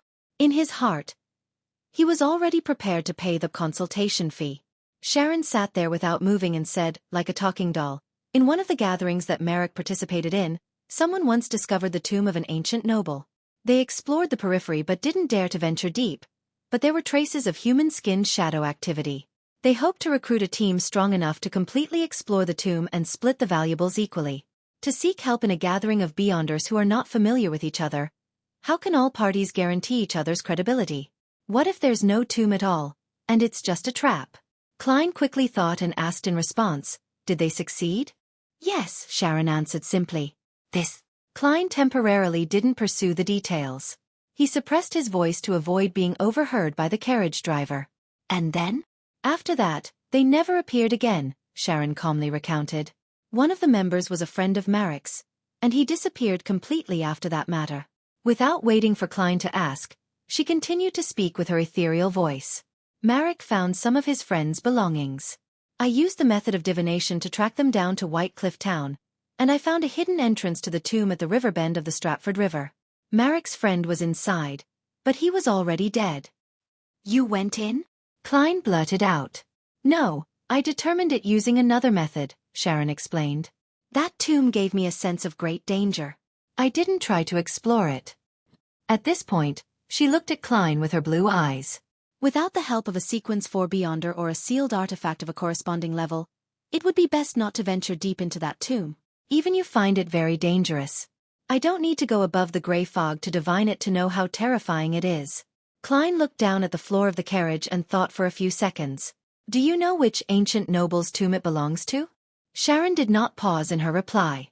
His last name is Amon. Amon? A member of the family of that Amon who had possessed Little Sun's body and almost sneaked into the mysterious space above the gray fog? Klein used his ability as a clown to control the slight twitch of his eyelids. He asked in puzzlement, "Are you sure?" At this moment, a figure appeared in his mind. A black classic robe, a matching pointed hat, a broad forehead, a thin face, black eyes, black hair, and a crystal monocle. Sharon's pale blonde hair shone through the mist like an oil painting drawn by a master, and she said in her usual flat tone, according to the items obtained from the initial exploration, a member of the gathering who specializes in ancient history determined that the owner of the tomb came from the Tudor dynasty of the 4th epoch. The family name is Amon. It really is the blasphemer family of the 4th epoch? This family isn't cursed like the Abraham family, nor was it destroyed directly by the church of a certain goddess like the Antigonus family. According to the special and powerful performance Amon showed in the City of Silver, the situation of this family might be comparable to that of Zeratil's. They were all secretly passed down, with the presence of high Sequence Beyonders among their ranks, perhaps even with powerful angels. They protect certain crucial secrets, such as the coordinates of the forsaken land of the gods. The danger of a tomb left behind by such a family can be imagined. Perhaps Amon can borrow the power of certain changes to cast his gaze over from the distant forsaken land of the gods. I can't use the perspective of a low or mid-sequence Beyonder to deduce the terror of a demigod. Klein didn't ponder for long before denying the possibility of exploring the tomb of the Amon family. Slightly disappointed, he looked up at Sharon. Is that place the only place with a human-skinned shadow? Sharon shook her head. No. Oh. Klein's eyes lit up, and he assumed a listening posture. Sharon said, her voice unchanged, I've participated in a gathering. A Beyonder promised that as long as someone completes a mission given by her, she would satisfy any reasonable request. When it comes to ingredients, it is limited to those below that of high-sequence Beyonder ingredients. In other words, she can give any Beyonder ingredient below that of high-sequence Beyonders? The first thought that came to Klein's mind was, is she bragging? Even for the Church of the Evernight Goddess, only the Holy Cathedral, or in other words, the Cathedral of Serenity, would possess such a possibility. Many of these ingredients weren't commonly needed because they weren't needed at all. Upon hearing Klein's question, Sharon calmly replied, she's a high-sequence Beyonder. High-sequence Beyonder? No wonder. That would be on the level of the high-ranking members of the churches or secret organizations. Even if they don't belong to any party, they would still build up their own faction. However, the promise of any type of Beyonder ingredient below a high-sequence potion definitely can't be met. Klein momentarily had such a thought. Sharon simply added, she said that certain ingredients would require a certain period of time. That's more like it. Klein asked with interest, what mission did she give? Sharon sat up straight and dignified. Investigate Hero Bandit Dark Emperor's true identity. Klein believed that if he had been drinking water at that moment, then he wouldn't have been able to control himself and that he would have sprayed it across from him. Who did I offend? Why am I the target of a high-sequence Beyonder? He first lamented in Chinese, then he quickly analyzed the possible parties. Members of the Twilight Hermit Order. Because the Hero Bandit Dark Emperor had killed the Desire Apostle, Beria? Members of the Aurora Order? They drew links to the Fool from the tarot cards I left during the Capim incident, and they decided to investigate the Hero Bandit Dark Emperor? Members of the Three Churches and MI9? Just to find out the truth about the Capim affair? Every one of them is possible, and none of them can be ruled out. Klein didn't show any abnormalities as he deliberated and asked, why is she investigating the true identity of the Hero Bandit Dark Emperor? No one knows, Sharon replied in the simplest of terms. Klein thought for 2 seconds and said after organizing his words, what kind of person is she? I want to know if I should take this mission. Sharon remained silent for 2 seconds, seemingly in recollection. Then she described, female, above 170 meters tall, very well proportioned, chestnut hair, was disguised, loves black leather boots, only occasionally attended the gatherings, and first appeared 2 months ago. Loves wearing black leather boots, female, high sequence Beyonder. When these three keywords were put together, it immediately triggered a certain part of Klein's memories. Back when he went to the Royal Museum to steal the Dark Emperor card, he had met a mysterious high-sequence Beyonder in the reconstructed study of Emperor Roselle. She only revealed her feet in black leather boots, and when he borrowed the power of the grey fog to escape, he ended up running into the Devil Dog due to the side effects of the Master Key and had to shout for help. Therefore, Klein Moriarty ended up meeting the female demigod again. Why would she look for Hero Bandit Dark Emperor? She's confirmed that the thief who stole the card of blasphemy is a spirit body and knows what would happen if a spirit body carries and contains the Dark Emperor card. Hence, she has locked onto the Hero Bandit Dark Emperor who has similar traits? Klein quickly thought of a very convincing possibility. The only thing that confused him was how the other person knew that he had taken the Dark Emperor card and not any other cards, such as the Abyss card or the Sun card. Unless she was targeting the card of blasphemy, and she had investigated beforehand that it was the Dark Emperor card. Well, Miss Sharon said that she joined the gathering for the first time more than 2 months ago. This matches the timing of Roselle's exhibition. Later, she occasionally participated without leaving Backlund. Or perhaps, she returned regularly to search for the enemy who had taken the Dark Emperor's card. Klein's thoughts blazed through his mind as he gave a faint smile. I'll keep an eye out for her. I hope there's something to be gained. She can forget about getting anything her entire life. He added inwardly without hesitation. Sharon nodded almost imperceptibly and said nothing more about the human-skinned shadow. Obviously, she only had 2 leads, but it was still better than the vampire Emlyn White and Eye of Wisdom Isengard Stanton's circle. Klein slowly exhaled, concealing his inward disappointment, and said with a respectful tone, You and Marek aren't troubled by the curse anymore, are you? There's only one Scarlet Lunar Corona, Sharon answered calmly. The person who wore the Scarlet Lunar Corona was immune to the full moon's effects. A dream item for mutants. That is to say, one will be fine, and one will be in the same situation as before. When affected by the full moon, Marek will be driven to insanity, while Miss Sharon will lose her strength. It appears Marek is the one using it. Klein thought as he changed topics. Have you found a way to remove a rampager's mental corruption on the Beyonder characteristic left behind by Wraith Steve? He casually asked this question without much hope. In his heart, he believed that there was a greater chance with the sun. No. Sharon appeared like she was talking about someone else. Perhaps I will sell you this method in the future and hope that you have saved up your gold pounds. Klein tersely acknowledged and was suddenly unsure of how to continue the conversation. He paused for a few seconds before asking, Where is Whitecliff Town? Backlund suburbs, south of the bridge, Sharon answered succinctly. She looked into Klein's eyes again. Nothing else? Nothing. Klein first shook his head, and then asked, Can I tell others about the tomb? Sure. Sharon's figure rapidly faded before she disappeared from the carriage. Perhaps it was to conceal herself, as she never had the habit of using perfume. Thus, leaving behind an empty environment once more.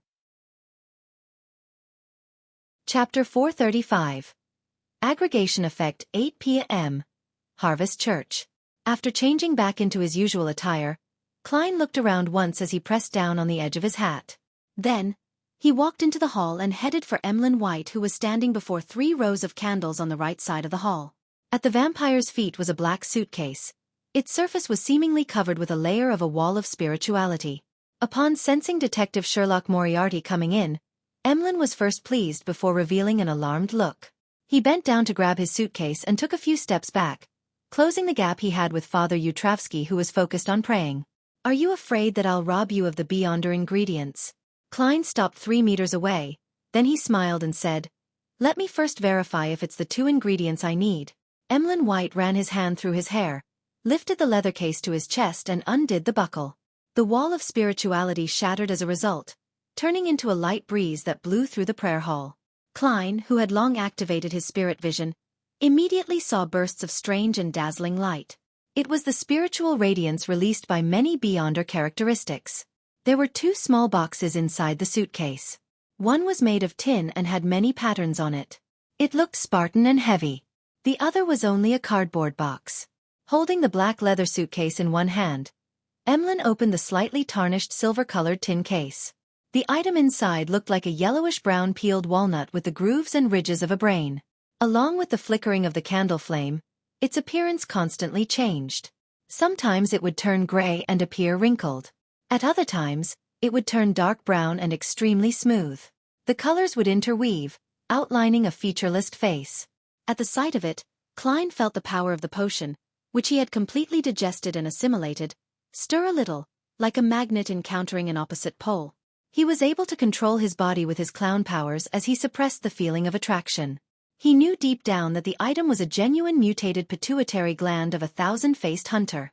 It seems like what Emperor Roselle speculated in his diary is possible, that high-sequence items of the same pathway would unconsciously draw low- and mid-sequence beyonders to them, with a tendency to draw them together. Although the thousand-faced hunter's mutated pituitary gland is still very far from a high sequence and doesn't have that kind of special force of attraction, it contains enough beyonder characteristics. Moreover, I've digested the sequence 7 potion. When the person and ingredients are sufficiently close, such a phenomenon will appear. I didn't notice it before because, firstly, the corresponding beyonder ingredients are of low quality, and secondly, my own strength is lacking, and I wasn't of a high enough sequence. Right, every time I digested the potion, an illusory starry sky would appear around me. There were many resplendent lights within, and they would pull one another in an attempt to converge. This might be a scene of the law of convergence of beyonder characteristics of the same pathway, and the greater the quality, the stronger the pull. Then, will beyonder characteristics of similar pathways conform to this law?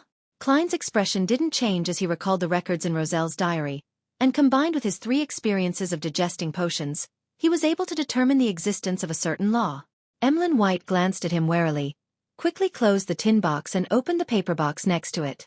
The paper box was padded with thick cotton, and in the center of the box was a glass bottle that could hold 200 milliliters of liquid.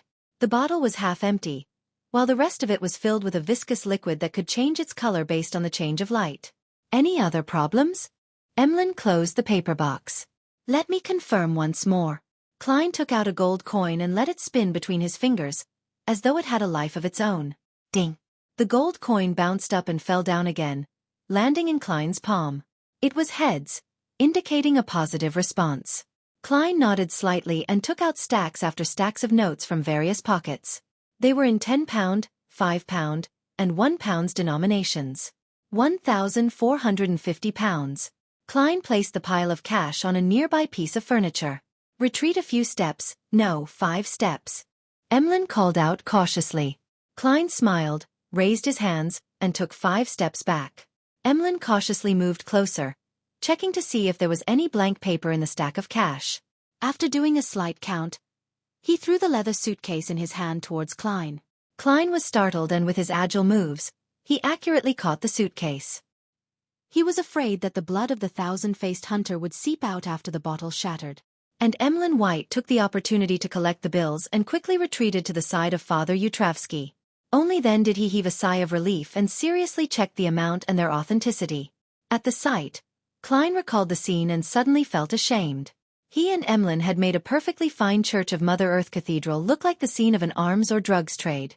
After confirming the condition of the 2 ingredients, Klein snapped his fingers, igniting a match he had specially separated in his clothes and allowed the soaring red flames to envelop his body.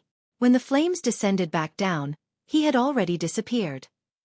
As he often met Emlyn White at the Harvest Church, he didn't mind if Father Yutravsky found out that he was a beyonder who had helped him eliminate his dark personality. He even felt that this would give him some form of friendship. Emlyn, who was counting the money, looked up and was stunned for a good 2 seconds. He muttered to himself in a low voice, "My suitcase. My tin box." On the lamplit street, a carriage rolled over the puddles and headed for the edge of Empress Borough. Furs has told her good friend, Xiao Dericha, that she had a teacher and had ended up consuming another apprentice potion. After confirming that she didn't have any signs of losing control, Xiao looked outside the window at the gas lamps, which weren't much taller than she was, and asked in puzzlement, "I've always wondered why they're preserved as ingredients and not as a potion. Your teacher could have concocted the potion beforehand and brought them here, so there was no need for him to do it on the spot." Furs gave a faint smile and said, "I've asked him about this before. He said that there are 2 main reasons. One is that different beyonder ingredients have different uses, and when they're made into a potion, they cannot be used flexibly. The second is that when the beyonder characteristics are solidified, they can be kept forever, but after it becomes a potion, that won't be the case unless one uses a special isolation technique." "Why?" Xiao asked in surprise. This isn't an ordinary type of medicine or beyonder weapon in which its spirituality will continue to dissipate and weaken. Furs wasn't in the mood to laugh, but she had no choice but to maintain her smile. It's not a problem about the characteristic loss, but that once beyonder ingredients become potions, not only can humans absorb them, even other creatures or materials without life can. It's just relatively slower. For example, if I use a glass bottle to store the potion, it might appear fine, but after a few days, the glass bottle would finish drinking the potion, becoming a special mystical item. It might even gain intelligence. Of course, my teacher said that such a situation has very huge side effects, akin to what a rampager leaves behind. The 7 churches and some hidden factions have special isolation techniques, but it's rather troublesome, and they won't use it on low or mid-sequence potions. How amazing! Zio sighed. She took another look outside and said in a low voice, "We're almost there." She and Furs were here to attend the Beyonder gathering which Mr. A was holding. Furs smiled while feeling her heart bleed. I hope there's the Spirit Eater's stomach pouch. Her teacher, Dorian Gray, had taught her the acting method before he left. He even gave her the potion formula for Trickmaster and got her to attempt to find the Beyonder ingredients on her own. If she hadn't gathered all of the ingredients by the time she digested the apprentice potion, she could write to him for help. This left Furs in a rather lost state. Why did I spend large sums of money to purchase the Trickmaster formula and the acting method? Up to now, the greatest and invaluable help the Tarot Club has given me were the things Mr. Hanged Man and Miss Justice taught me to take note of, as well as Mr. Fool's interference in divination. Otherwise, teacher would have long discovered a problem with me, and I wouldn't have become his student. Sigh. I'll just consider it as the price for neutralizing the full moon's curse. As the thought crossed her mind, Furs suddenly noticed that the house where Mr. A had his gathering held had visibly collapsed, and there were even scorch marks in many places. There was a fierce battle here. Who dealt with Mr. A? An official organization? Furs immediately signaled to Zio and instructed the carriage driver outside. Not here, 2 more streets up ahead. Aurora Orders base found. Terrorist organization suffers severe setback. The next day, Klein saw this article the moment he flipped the newspapers open. Let's hope Mr. A died in this ambush. He drew the crimson moon on his chest in solemnity. He had already thrown the 1,000-faced hunter's blood and mutated pituitary gland from last night above the gray fog to ensure that they wouldn't be lost. Even if I die, they won't be lost. Klein chewed on a piece of bacon with great ease. After last night's transaction, his cash reserves had fallen back below £1,000, leaving him with only £735, which was only enough to buy a deep-sea Naga's hair. After that, he didn't have the ability to purchase the human skin shadows characteristic. Without any better clues or money, Klein rested at home the entire morning.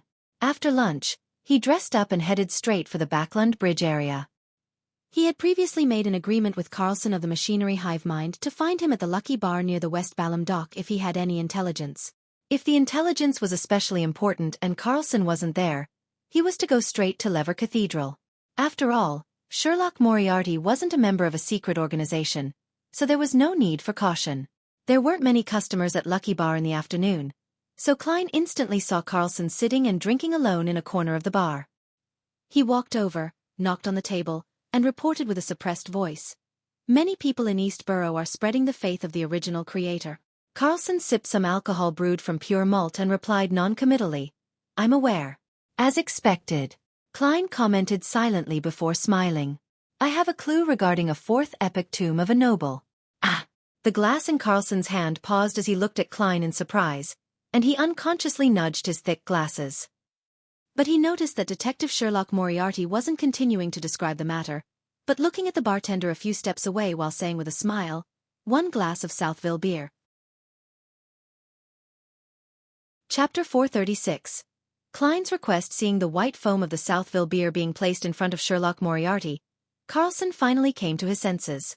It was only when the bartender was a certain distance away from them did he ask in a suppressed voice. What do you want? Klein picked up his glass and took a sip. He took a few seconds to savor the bitter taste of the malt and the faint sweetness from it. Cheers! He looked sideways at Carlson and smiled before raising his glass. Without hesitation, Carlson shook his head and refused the offer, mumbling, You have beer, while I have strong distilled liquor. It's not suitable for a toast. Klein was only going through the motions, so he once again took a sip of his Southville beer, looked straight ahead, and chuckled. What I want is very simple. I'm not sure what's inside the tomb, so I can only describe it rather vaguely. Well, I hope that I can choose an item from the spoils of your tomb exploration. I'm not greedy, and my request will not involve high-sequence items. I wouldn't dare to take it even if they were one of the options. If you find nothing or there are only high-sequence items, then I don't want anything. Of course, I believe that when the latter happens, you wouldn't be stingy with giving me a sum of cash that's consistent with my contribution. After hearing about the Amon family's tomb from Miss Sharon yesterday, he had came up with rough plans. The first plan was to blow the copper whistle, contact Mr. Isaac, and join forces to explore the tomb. However, there were many potential problems with this plan. Firstly, he was unsure of the amount of strength Isaac, who was still in the midst of finding his lost memories, had regained. Secondly, Isaac was being pursued by MI9, so it was very easy for him and Isaac to land in trouble. Thirdly, there was a high chance that Klein would end up reappearing in the sites of sealed artifact 0-08 once again. Of course, he could also consider using the help of the gray fog to make contact or embark on the expedition. However, blowing the copper whistle above the gray fog made it impossible to summon the messenger, therefore, ending all of his subsequent plans. More importantly, Klein didn't dare to reveal the secret of the space above the fog to Isaac Eggers, whose identity remained a mystery. Therefore, he finally chose the second method, which was to use his identity as an informant to submit the information to the machinery hive mind and ask for a reasonable reward. When it came to the number of high-sequence Beyonders, which faction could have more than the 7 churches? According to what Klein knew, there were close to 10 high-sequence Beyonders in the Church of the Evernight Goddess. In other words, nearly half of the 13 archbishops and 9 high-ranking deacons had reached or surpassed sequence 4. This wasn't considering the adorer of the goddess, the Pope who helmed the church. Even if the situation regarding the Church of the God of Steam and Machinery was inferior in this aspect, it couldn't be that inferior. Their Archbishop of the Backlund Diocese, Horamic Haydn, was a high-sequence Beyonder. And as such, for an Orthodox church, with all its resources accumulated to date, it wouldn't value the mid-sequence items very much. Klein believed that he could negotiate a reasonable price. Simply put, the core element of the second plan was, find an organization for any difficulties. Upon hearing Klein's offer, Carlson paused for a second, then blurted out, "Aren't you a believer in God?" "I've always had the goddess in my heart." Klein drew a triangular sacred emblem on his chest. "It is because of my belief in God that I've told you this information, not to the Nighthawks through Mr. Stanton. God said to let those who wish to be strong be strong. Only by becoming stronger and having more money can I have more access to different channels and resources, and thus provide you with better and more effective information." In order to convince the machinery hive mind, he had specifically spent the morning reading through the Steam and Machinery Bible that he had bought earlier. He then found a few sentences from the deity that met his requirements and memorized them. Carlson was momentarily unable to provide a rejoinder. He just sat there, stunned, to the point of forgetting to drink. Seeing this, Klein quickly added, "Moreover, this will help you establish a harmonious and efficient relationship with new generation informants. As long as you spread the news of the rewards I receive as a result of this, as well as keeping your promise without going back on your word, then I believe that the other informants will be deeply moved and be greatly motivated to do their best to gather useful information for you. Of course, I wish that you use my pseudonym when advertising this." Carlson listened with a blank face, picked up his glass, and gulped down a mouthful. He almost choked. Cough. "Sherlock, the real you is completely different from what I remember about you from before." He sighed. The detective Sherlock Moriarty in his memories was good at analysis and reasoning. He was extremely calm and polite, and with a great sense of justice, had offered very effective advice. He was an outstanding believer in God. Yet now he was... Klein took a sip of his beer and chuckled. Everyone has their different sides. Using a single facade to face everything is prone to error. This is a problem you have to pay attention to when making deductions. After calming down for a moment, Carlson stood up and said, "I have no right to agree to such a request. I will report it immediately, so wait here for a while." "All right." Klein waved to the bartender and added a serving of potato wedges. By the time he leisurely finished his food and beer, Carlson returned to the bar with the deacon of the machinery hive mind, Ecancer Bernard. Ecancer looked around, and seeing that there was no one around, he said in a deep voice, "There's no problem with your request, but there's one condition to add on. items with strong side effects and curses are not among the items available for selection. What I want is an ingredient. Klein immediately laughed. All right. Dare I ask again if is this your personal decision or the response from the higher-ups? I have the right to make such a decision. Icancer used his hat to press down on his fluffy hair. But since it concerns an aristocratic tomb from the 4th epoch, I had sent a telegram to the Archbishop, and he didn't object to it in his reply. All right. Klein drew another triangular sacred emblem on his chest. I'll give you the information now. Icancer shook his head subconsciously. He looked around and pointed to a billiard room. Let's talk inside. This deacon, who is always publicly placed on trial by the mirror called a Rhodes, is quite experienced. Klein murmured and followed Icancer and Carlson into the billiard room while making sure that the adjacent rooms were empty. Klein paused for a few seconds and said with some deliberation, "The thing is, there was a beyonder who found a hidden tomb at the mouth of the Stratford River in Whitecliff Town. He searched the periphery and found some items. After that, they recruited people and did further explorations, but no one returned. If you search carefully over there, you will definitely find the corresponding traces." After listening carefully, Icancer asked, "Are you sure it's an aristocratic tomb from the 4th epoch?" "The items on the outside can prove that they're members of the Tudor dynasty's Amon family," Klein answered truthfully. He then warned him, "The beyonders who died in there weren't weak at all, and there were quite a few of them. I believe that this tomb isn't something that can be explored by those below high-sequence beyonders." Amon. Icancer frowned instinctively. It could be seen that, as a deacon, he had the authority to know some ancient secret history. Without waiting for Klein to emphasize it again, he looked up and said, "We will collect the relevant information first before we act. A 4th epoch aristocratic tomb is very dangerous. Don't tell this information to anyone else, or explore it yourself. Otherwise, you and your friends will only lose their lives." "If I dared, I wouldn't be sitting here." Klein gave a self-deprecating laugh and said, "My reputation has always been good." After making the deal, he watched Icancer and Carlson leave before putting on his hat and sauntering out of Lucky Bar. Towards the nobles of the 4th epoch, as well as the Amon family, the machinery hive mind will still be very cautious. They'll have to have at least several days of preparing before they take action. Prudence. Klein's random thoughts froze on a single word. He thought of another thing that could be described as being prudent. After Roselle had joined the ancient organization suspected of being the Twilight Hermit Order, he had actually never mentioned its name in his own secret diary, which was written in Chinese. Each time, he would refer to it by referring to it with the appropriate characteristics. This level of prudence was a very suspicious phenomenon. Why didn't Emperor Roselle dare to mention the name of that organization, even when it's written in Chinese? This is completely different from the style of writing where he dared to write anything in his diary. What was he afraid of, or what was he worried about? Could it be that as long as he said or wrote down the name of the Twilight Hermit Order, then they would be made aware of it no matter which language he used? Does one of their members or a sealed artifact they possess have such abilities? A guess popped up in Klein's mind, but there was no way to confirm it unless he was willing to take the risk.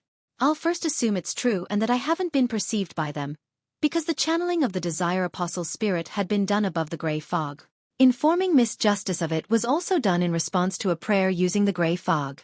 Well, it's almost Monday, and I have to remind Miss Justice at the Tarot Club not to say or write down the name Twilight Hermit Order. As for the reason, she can understand it by herself with me simply giving her a look. Klein quickly made his next arrangements and strode out of Lucky Bar. Seeing that it was still early, he took a horse carriage to the Quelag Club, intending to spend the afternoon there. As soon as he entered the hall, he saw the equestrian teacher, Talem Dumont. This descendant of blue blood was seated in a corner, holding a glass of scarlet grape wine. His face was rosy, and he was sipping it in high spirits. "You seem to be in a good mood, Talem," Klein smiled and greeted him. Talem chuckled and said, "Because the new year is coming." Then, rather excitedly, he asked, "Sherlock, do you know what it's like to really like someone?" Klein showed a fake smile. "I'm sorry, I'm still single." Talem finished the rest of his wine, stood up, waved his hand and said, "That's a pity. Well, I have to get busy. By the way, thank you for introducing Mr. From his cage." Klein recalled the investment of the bike project and sincerely expressed his gratitude. "When are you free these days? I'd like to get you to bring me around to sample some of Backlund's delicacies." After the new year, Talem put on his hat and walked with a smile to the reception hall. Has this fellow entered the season of love? Klein couldn't help but mutter. Just as he turned around and took a few steps, he suddenly heard a heavy thud. Klein jerked his head back and saw Talum Dumont on the ground. His left hand clamped tightly at his chest where his heart was. His body was convulsing non-stop. Klein hurried over. But at this moment, Talum had already spat out all of the white foam on his mouth, losing his last breath of life. In just a few seconds, he had turned into a dead corpse. Chapter 437. Obituary. This wasn't the first time Klein had seen someone familiar die in front of him, but it was the most abrupt and unforeseen death.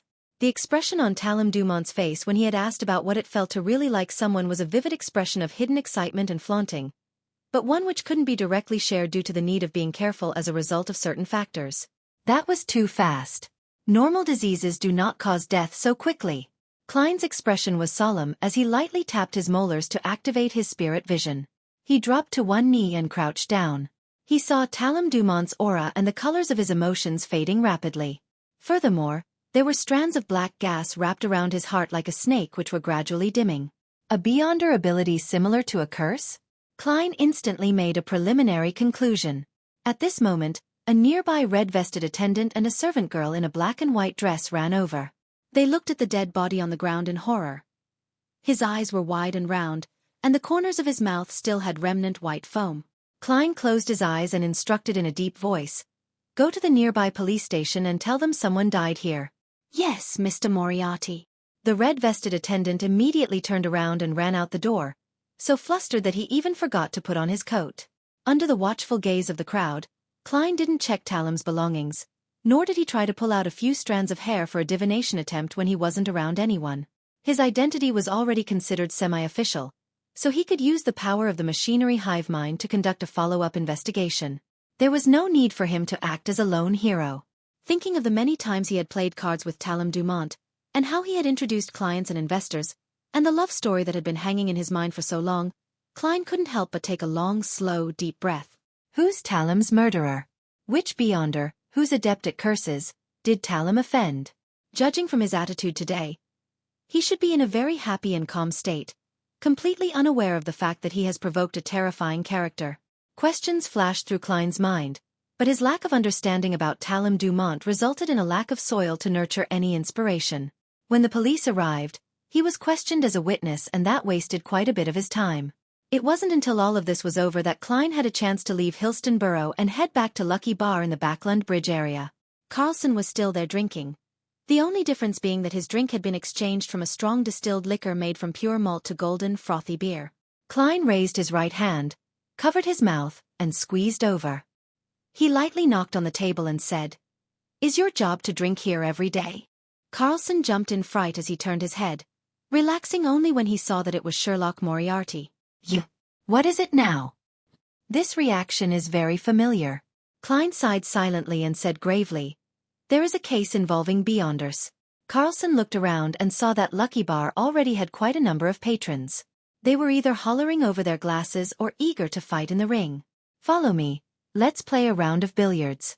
Carlson nudged his thick glasses and carried his beer to an empty billiard room. Klein followed, closing the door behind him. "Your alcohol tolerance seems pretty good," he said in passing. "No, I just drink very slowly." Carlson put down his glass and picked up the cue stick. Then he added inexplicably, "And I'd like some alone time lately." "I don't care about that." Klein pursed his lips and said, "I encountered a death at the Quelag Club in Hillston Borough. That was a friend of mine, a noble descendant, and an equestrian teacher. He's usually healthy and had recently been in a very good mental state, but just now, he suddenly died in front of me. It looked like a heart attack, but my spirit vision told me that he might have been cursed." "You're adept at spirit vision?" Carlson asked subconsciously. "What sort of details did Mr. Stanton fabricate for me? After becoming a machinery hive mind informant, they never even asked me which pathway I was, or which sequence I'm at, nor did they try to find out about my origins and background. Of course, letting an informant keep certain secrets of their own is also a common tactic used by official organizations." Klein frankly responded, "Yes, the chest of the deceased had some decaying illusory black gas. It does involve the possibility of a curse and a beyonder." Carlson didn't ask further as he slowly nodded. Hillston Borough. That's the territory of our machinery hive mind. In the northwest of Backland, which was the heart of the metropolis, Empress Borough and Sherwood Backland came under the mandated Punisher's jurisdiction. The western and northern areas came under the Nighthawks, and Hillston Borough and Backland Bridge area came under the machinery hive mind. Having said this, Carlson looked at Klein and attempted to confirm the details. What deity does your friend believe in? After thinking carefully for a few seconds, Klein replied hesitantly, the Lord of Storms. A believer of the Lord of Storms. Is he the only deceased? Carlson asked with a frown. Yes. Klein gave an affirmative answer. Carlson chalked the cue stick and sighed. We have no right to take the case. This is under the mandated Punishers. But I will pass on your information to them. In the Lone Kingdom, the principle of jurisdiction over beyonder events was first to divide them according to their beliefs. If they involved the followers of multiple deities, then it would be decided according to who held jurisdiction over the area. Klein was no stranger to this. He had no intention of making things difficult for Carlson, so he earnestly said, Thank you. I hope they can find the real killer as soon as possible. Carlson picked up the glass of beer beside him and took a sip. He's a descendant of blue blood. The mandated Punishers will definitely take it seriously. Pausing for a second, he looked at Klein and said in a low voice, I find it hard to believe that you've only been in Backland for about 3 months. You seem to have established a wide range of social connections and possess lots of resources here. Some people are naturally adept at this. Klein shook his head with a self-deprecating laugh before bidding farewell. By the time he got back to Minsk Street, it was completely dark and the gas lamps lining the streets were being lit by workers. Although his relationship with Talum Dumont didn't go deep, he was an acquaintance he met nearly every week. He was a friend he would play cards with every now and then, and Talum was rather warm and had always exalted him as a great detective. Furthermore, he had practiced what he preached by introducing clients and investors. His passing also made Klein feel sad, making him fully aware of his helplessness towards fate. Other than that, he was also very angry. He was angry at the murderer who had cursed Talum to death. I hope that they can figure out what happened. I hope that the mandated Punishers doesn't run out of manpower because of Duke Negan's assassination case. Klein sighed as he got off the carriage and walked towards the gate. In the process, he discovered that there was no light at the Sammers house next door. It looks like they're on their way to Desi Bay. Is this the New Year atmosphere in Backland? Yet, I don't feel anything at all. Klein momentarily felt melancholic. With these emotions in mind, he went to bed early and woke up at 7 in the morning. In an attempt to change his mood, Klein decided to bake a homemade cake today. I'll buy the ingredients after breakfast, he whispered, drinking his milk and flipping through the newspapers. Soon, he saw an obituary in the Tussock Times. My beloved son, Talum Dumont, passed away on December 18th due to a sudden heart disease. His funeral will be held at the Crown Cemetery at exactly 9 a.m. on December 21st. In the northern continent, due to reanimations, it was already an ancient tradition to be buried as quickly as possible after one's death. Of course, this was on the premise that there was no shortage of money for a funeral. Sudden heart disease? Is this the final result of the investigation? Or could it be that the mandated Punishers are trying to lull the culprit? Klein frowned, unable to make a judgment. Perhaps I can go above the gray fog to see if it's a trap set up by the mandated Punishers, but there's a high probability of failure. After all, I don't have one of his items with me, nor was I targeted. He took a breath, calmed down, and methodically filled his stomach. The subsequent attempt didn't exceed Klein's expectations. He could only leave Minsk Street and take a bus to Hillston Borough to visit Isengard Stanton. The great detective walked in the warm room, pointed to the front, and said, Sherlock, would you like some breakfast? My chef skills aren't worse than mine. No, I've already had breakfast. Klein shook his head and declined. Isengard stopped in his tracks and casually asked, Where are you going to spend the New Year's? I'm planning on returning to Lenberg. I haven't confirmed it yet. Perhaps Midsea Shear, Klein said, perfunctorily. The scenery there was originally pretty good, but unfortunately, there's an abundance in coal and iron resources. There was also a rather developed shipping industry. Isengard straightened his collar and touched the pipe in his pocket. You seem to be a little anxious? Mr. Stanton, I have something to ask you. Klein took the opportunity when asked the question to relate, in detail, Talum Dumont's death, the results of his spirit vision, his advice to the machinery hive mind, and what he had seen in this morning's obituary. Of course, he had hidden the fact that he had become an informant for the machinery hive mind. He only said that for his friend, he had found an official beyonder he got to know due to the Desire Apostle case. "Do you think this is a trap by the mandated punishers?" he finally asked. Holding the pipe, Isengard said thoughtfully, "I've been trying to avoid the mandated punishers, and I don't know enough about the situation. I'll get someone to find out. If there's any news, then I'll write to you." "Okay, thank you." Klein bowed sincerely. In the evening, he received a letter specially sent from Isengard. There was only one sentence in the letter. "This case isn't handled by the mandated punishers. The royal family has taken the case by claiming that Talum Dumont is a noble." Chapter 438. Invitation the Royal Family. Klein held the letter he received from Isengard Stanton, and silently murmured to himself. He looked up and outside the window, and he saw the rain pattering down. The gas lamps on the streets were giving off quiet halos. Inside the living room, the coffee table was neat and tidy, with a few stacks of newspapers placed in the corner. There was silence all around him. Klein sat on the sofa as he leaned forward a little. He sat there silently for a long time. After nearly 10 minutes, he exhaled and shook his head. Slowly and heavily, he tossed the letter into the trash can. He slowly stood up and expressionlessly walked to the second floor. And in the trash can, Isengard Stanton's letter caught fire silently and quickly crumpled into black ashes. On Monday morning, Klein stood in front of the mirror, pressed his right thumb and middle finger to his temples, and rubbed them with a little more strength. When he was done, he turned on the faucet, lowered his body, splashed the cold tap water onto his face, and washed his face while having a fit at the cold. After freshening himself up, he hung up the towel, walked to the first floor, and simply made a single-sided well-done fried eggs with buttered toast. Of course, a cup of black tea with a few slices of lemon quenched his thirst and reduced the cloy sensation he was feeling. After breakfast, as he was idly flipping through the rest of the newspapers, Klein suddenly heard the tinkling of the doorbell. Who is it? A new commission? Could it be that the machinery hive mind has already finished exploring the Amon family's tomb? No, it can't be that fast. Klein muttered as he put away his napkin and newspapers and walked slowly to the door. When he held the handle, the image of the visitor outside the door appeared in his mind. It was an elderly gentleman dressed to a T. His snow-white shirt was starched, and a thick grayish-blue vest completely hid his belly. The long tailcoat had sharp lines without any blemishes on it. The gentleman was wearing a pair of shiny leather shoes, so shiny that it was impossible to tell if he had walked through the rain or mud. He wore a pair of white knitted gloves, with silver hair at his temples. His face was deeply wrinkled, and his light brown eyes were so serious that they didn't contain a hint of a smile. "I don't know him." Klein mumbled and opened the door. "May I know who you're looking for?" he asked politely. The elderly gentleman took off his hat, pressed it to his chest, and saluted in the most standard manner.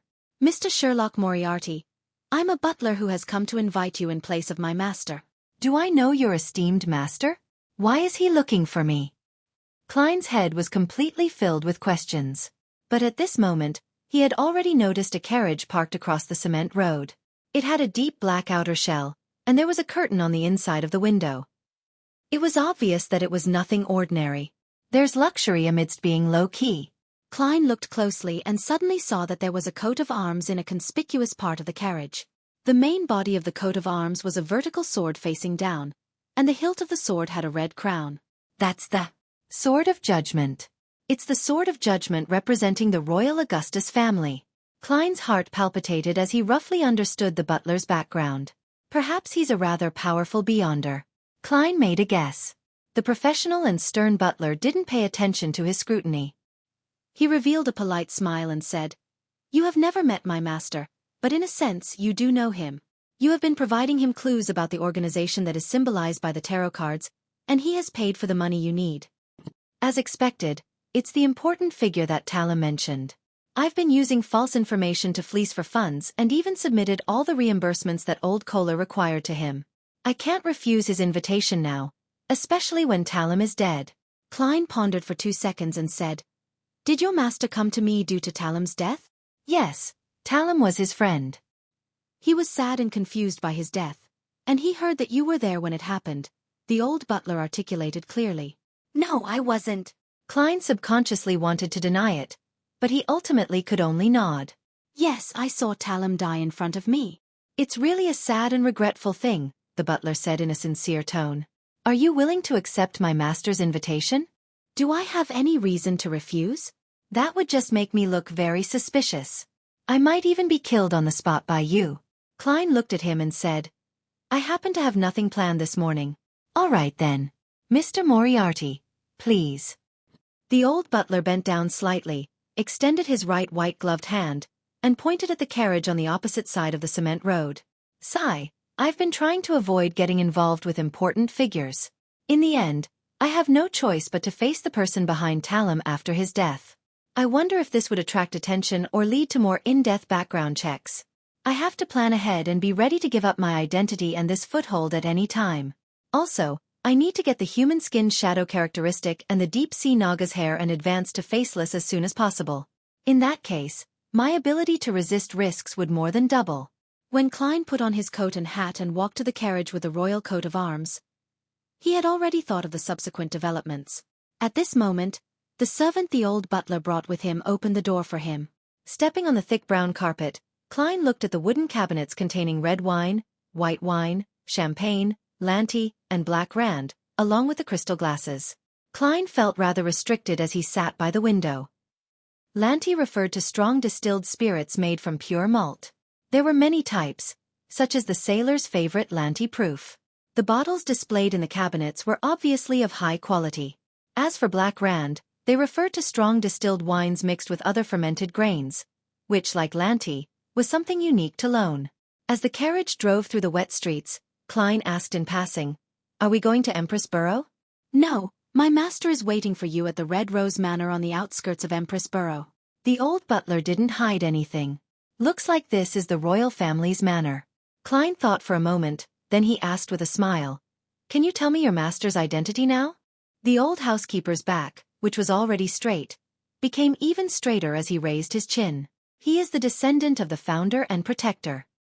He's the grandson of the Might Wielder, the fifth son of His Majesty, Duke of Lastings, His Highness Prince Edisac Augustus. So it's the third prince, the second youngest prince, but he should be around 21 to 22 years old. Klein recalled what he had seen in the occasional descriptions in the newspapers and magazines at the Quelag Club. The horse carriage passed through one street after another, going from an artificial lake to the northwest. After more than an hour, they finally arrived at an extremely large manor. At the entrance to the manor, Klein was inspected by two soldiers in red military uniforms and white trousers. He didn't hide the existence of his gun holster and revolver. He believed that there were definitely people around Prince Edisac who could tell that he was carrying a gun, and that it easily made things worse if he fooled them with illusions. In any case, the prince knows that I'm a private detective, so his subordinates definitely wouldn't send guests to the police station just because I was illegally in possession of a gun. Klein watched as the soldier took the gun holster and revolver before he was informed to take it when he came out. After two more inspections, Klein followed the old butler, went around the main house, and came to a wide area with hills and flowing waters. The only drawback of this place was that the vegetation had long since withered away in the dead of winter, leaving nothing but desolation. Tap, tap, tap. Several horses came running from the distance and stopped in front of them. A young man in white trousers, high-heeled black boots, a fitted shirt, and a dark rider's tunic nimbly dismounted and walked over. Everyone else followed closely by his side. He removed his helmet from his head and smiled at Klein. I'm finally meeting you, Detective Moriarty. Upon seeing this, Klein's eyes lit up. It wasn't because of how handsome he was, but because he looked like the Henry Augustus I imprinted on 5-pound notes. Edisac Augustus also had a rotund face and a pair of slender eyes, but he didn't look serious at all. Instead, he always had a smile on his face, looking young and spirited. I didn't know that you, Your Highness, were the one who entrusted me with the task. Klein bowed. Holding a horsewhip in his hand, Edisac weighed it in his palm and chuckled. I heard that you played an important role in the serial killer and Desire Apostle cases. Talum's recommendation was indeed good. Sigh, who knew that he would be gone days after I was horse racing with him. He has gone to the kingdom of storm and lightning. Since the founding of the kingdom, the Augustus family had always believed in the Lord of the Storms. Without waiting for Klein to answer, he said with a heavy expression, The investigation into Talam's death didn't go through me, Mr. Moriarty. I want you to help me discover the truth. The conclusion given by the rest of the royal family? Your 2 elder brothers? This sudden level of infighting isn't something I can handle. Also, Your Highness, your style is really direct. Klein sighed. I'm sorry, but I'd still say that Talam died of a sudden heart disease. Is that so? News came from the mandated punishers that a detective by the name of Sherlock Moriarty had testified that Talam had signs of suffering from a curse. Prince Edisac chuckled. Klein could only respond with a wry smile. Your Highness, you should know the principles I adhere to. I still wish to live another 50 years. Wasn't Talam your friend? Prince Edisac asked. Klein was at a loss for an answer when a maid suddenly came from the main room, quickly approached the prince, and whispered a few words. Edisac's face stiffened. Tell her that she's not to go out. After he finished speaking, he took 2 steps forward. His serious expression softened, and a hint of softness and helplessness appeared in his blue eyes. But I will permit her to leave the room and walk around freely in the manor. Chapter 439. The generous prince. The scene before his eyes reminded Klein of the romance story which Talam Dumont had told him. His noble friend had fallen in love with a commoner woman and was insistent on marrying her. However, being in the top circle of the aristocracy, the marriage was absolutely prohibited. Talam had been vexed over this matter, and he had even considered the prospect of hiring a murderer, but in the end, he managed to persuade the woman to leave his friend on her own accord.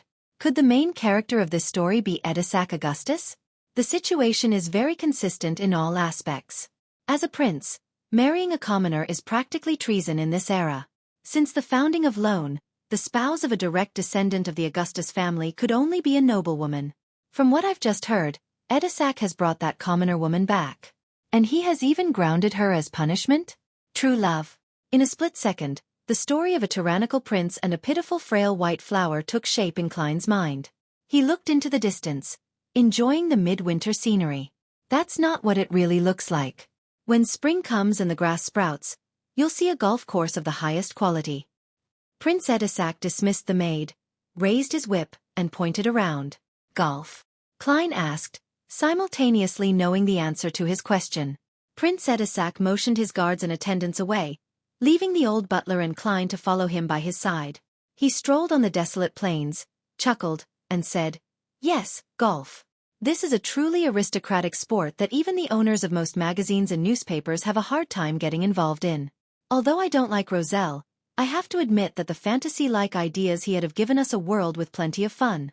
If you can figure out the truth to Talam's death, this place will always be open to you. It was indeed Roselle. Klein let out a light breath. Seeing that he didn't respond, Prince Edisac continued to lament. There is much to learn from Roselle in every way, but his attitude towards feelings makes me sick. Of course, this is the common nature and style of most of the Intis aristocrats, and it's also the source of their infatuation with luxury and debauchery in their lives. Looking ahead at the slow stream, Edisac said in a mature tone that was beyond his years, 99% of people are not geniuses like Roselle. In order to succeed and establish a great enterprise, one must first understand what they really want, and for that, they must be willing to pay the price and never turn back while persisting all the way. As he said this, his tone became slow as he laughed at himself and said, Before this year, I had always thought that I liked the daughter of Earl Hall very much. She has perfect looks, an elegant demeanor, a rich fortune, a distinguished family, and a very powerful father. She's someone that no prince can find fault with, but now I understand that what I'm really attracted to is something that I yearn to have even in my dreams. It's a unique temperament and profound soul born from experience. I'm not saying that Miss Hall is lacking in temperament, but that wasn't what I want, admire, or like. Your Highness, your tone, attitude, and expression are now almost identical to Talam just before he died. Don't suddenly die in front of me. Even if I were to jump into the Tussock River, there's no way for me to prove my innocence. Moreover, hearing much of this makes it easier for me to be silenced. Do you want to tie me to your chariot? Klein felt a little afraid for some baffling reason. He cleared his throat and took the initiative to change the subject. Your Highness, with your status and identity, you will certainly not lack subordinates. There are many people who are willing to investigate Talam's death for you, so why do you need me? Edisac shook his head and chuckled. As a prince, I have as much power as the little freedom I have. There are many things I can't let the people around me do, as there are too many eyes on me. You're a great detective with brains, and you have a good relationship with Talum. You were there at the time, so I don't think there's anyone better suited than you. Don't worry, if there really is a problem, then I can definitely guarantee your safety. Such a promise is like toilet paper in the bathroom. Klein couldn't help but silently lampoon. With Prince Edisac already saying this much, he felt that there was little chance of him leaving Red Rose Manor if he refused again. He could only sigh and say, "Actually, I'm as angry as you are about Talum's death, but reality has kept me calm." Edisac smiled. "What can I do for you?"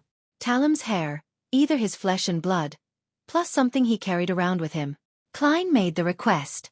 "Okay, then I'll have these delivered to your house." Edisac agreed at once, and then asked curiously, "That's all?" Klein didn't stand on ceremony. "I will only know what kind of help I need when I have a preliminary lead. Your Highness, it's best that you give me a way to communicate with you. A private detective who frequently visits this manor would definitely arouse suspicion." Edisac nodded and said as if he was prepared, "I'll have someone secretly rent the house next door to you, 13 Minsk Street.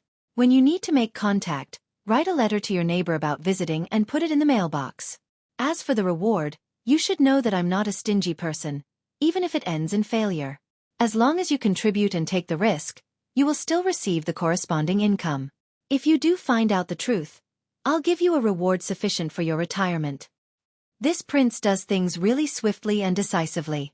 Retirement, that would be at least 3,000 pounds. Klein secretly sighed. "All right, may the spirit of Talum be at peace in the kingdom of storm and lightning." He bowed.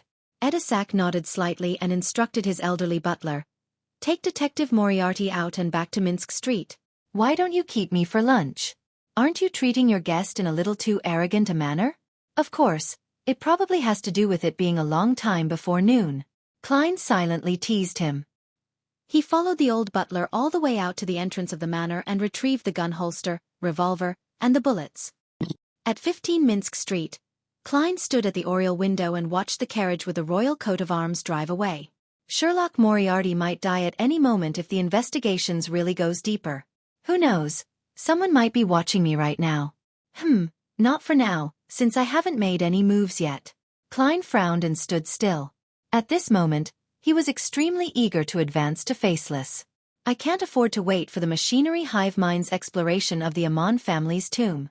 I have to continue trying to buy the human skin shadow characteristic via other channels. After all, no one knows how long the machinery hive mind's preparations will take. What if it exceeds a month or even half a year? That's not impossible.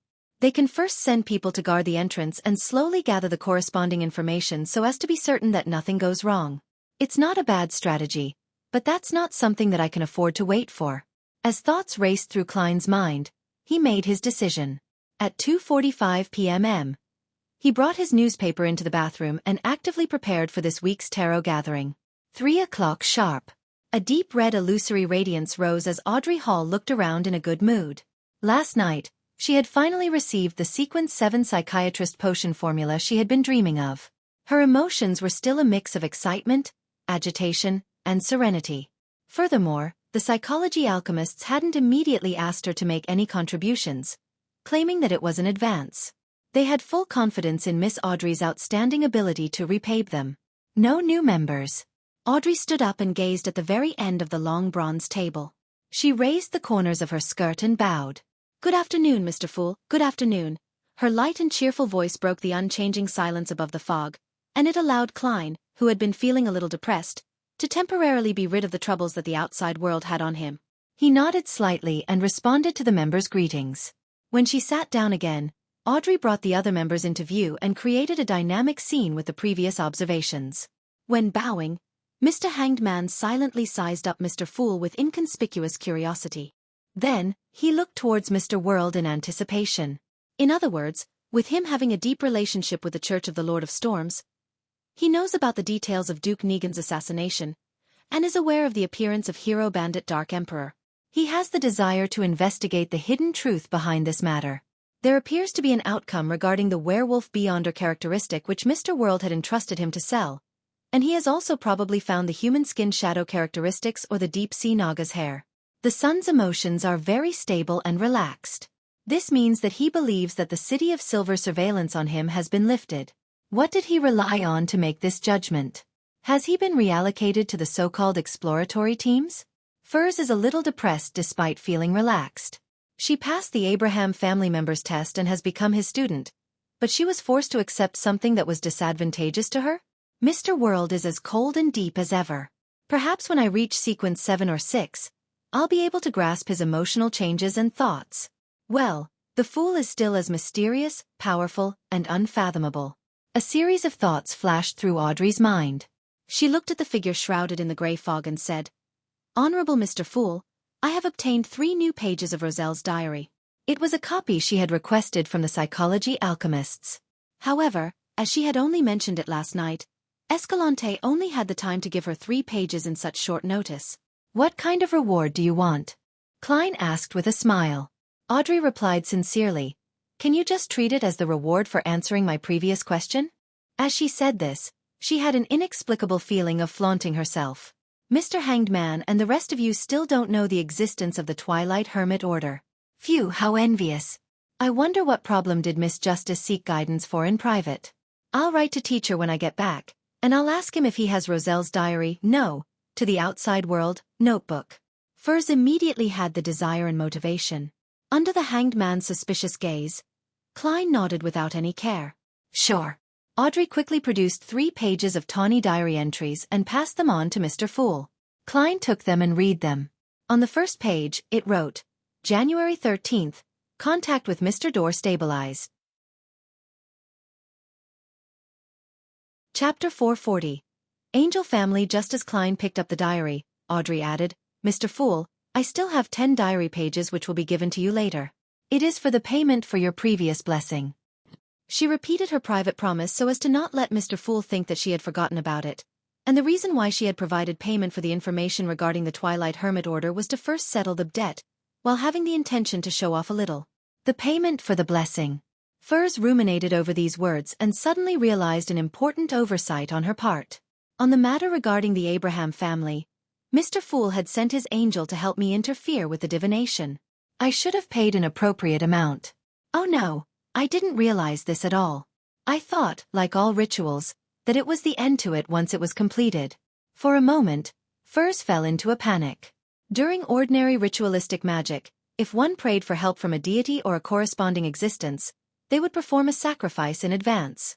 Burning essential oils, extracts and herbal essence that pleased the target was equivalent to making an advanced payment, but in the rituals corresponding to the Fool, there were many steps that could be omitted, and the price could only be paid afterward. Sometimes, there wasn't even a need to offer anything. Furs, who was accustomed to the former, ended up only saying a word of thanks. She hurriedly looked towards the end of the long bronze table and earnestly said, "Honorable Mr. Fool, your divination interference had helped me greatly. I will try to find 10 Roselle diary pages as soon as possible as well." Seeing the performance of Miss Justice and Miss Magician, it dawned on Derek Berg that he had found a way to fully express his gratitude. However, the City of Silver doesn't have the diary pages of the so-called Emperor Roselle. Well, Mr. Fool is very interested in history, so I'll have to read more books and records on these. With a thought, Derek made a promise to Mr. Fool who sat high above them. The Hanged Man watched all this from the side and had no doubt that the Fool had an angel at his service. Any organization should have a character like Miss Justice. The power of a role model is limitless. With a lot of debts to collect appearing out of thin air, Klein happily sighed inwardly. As the high and mighty Mr. Fool, he always found it awkward to directly ask for compensation, and he had always believed that helping the members of his own organization was a normal and reasonable thing to do, without the need for him to make it so reliant on transactions. Thus, he didn't control the world to put on the appropriate performance to remind everyone. Of course, if Justice and the others were willing to provide payment, then Klein had no intention of refusing it. All right.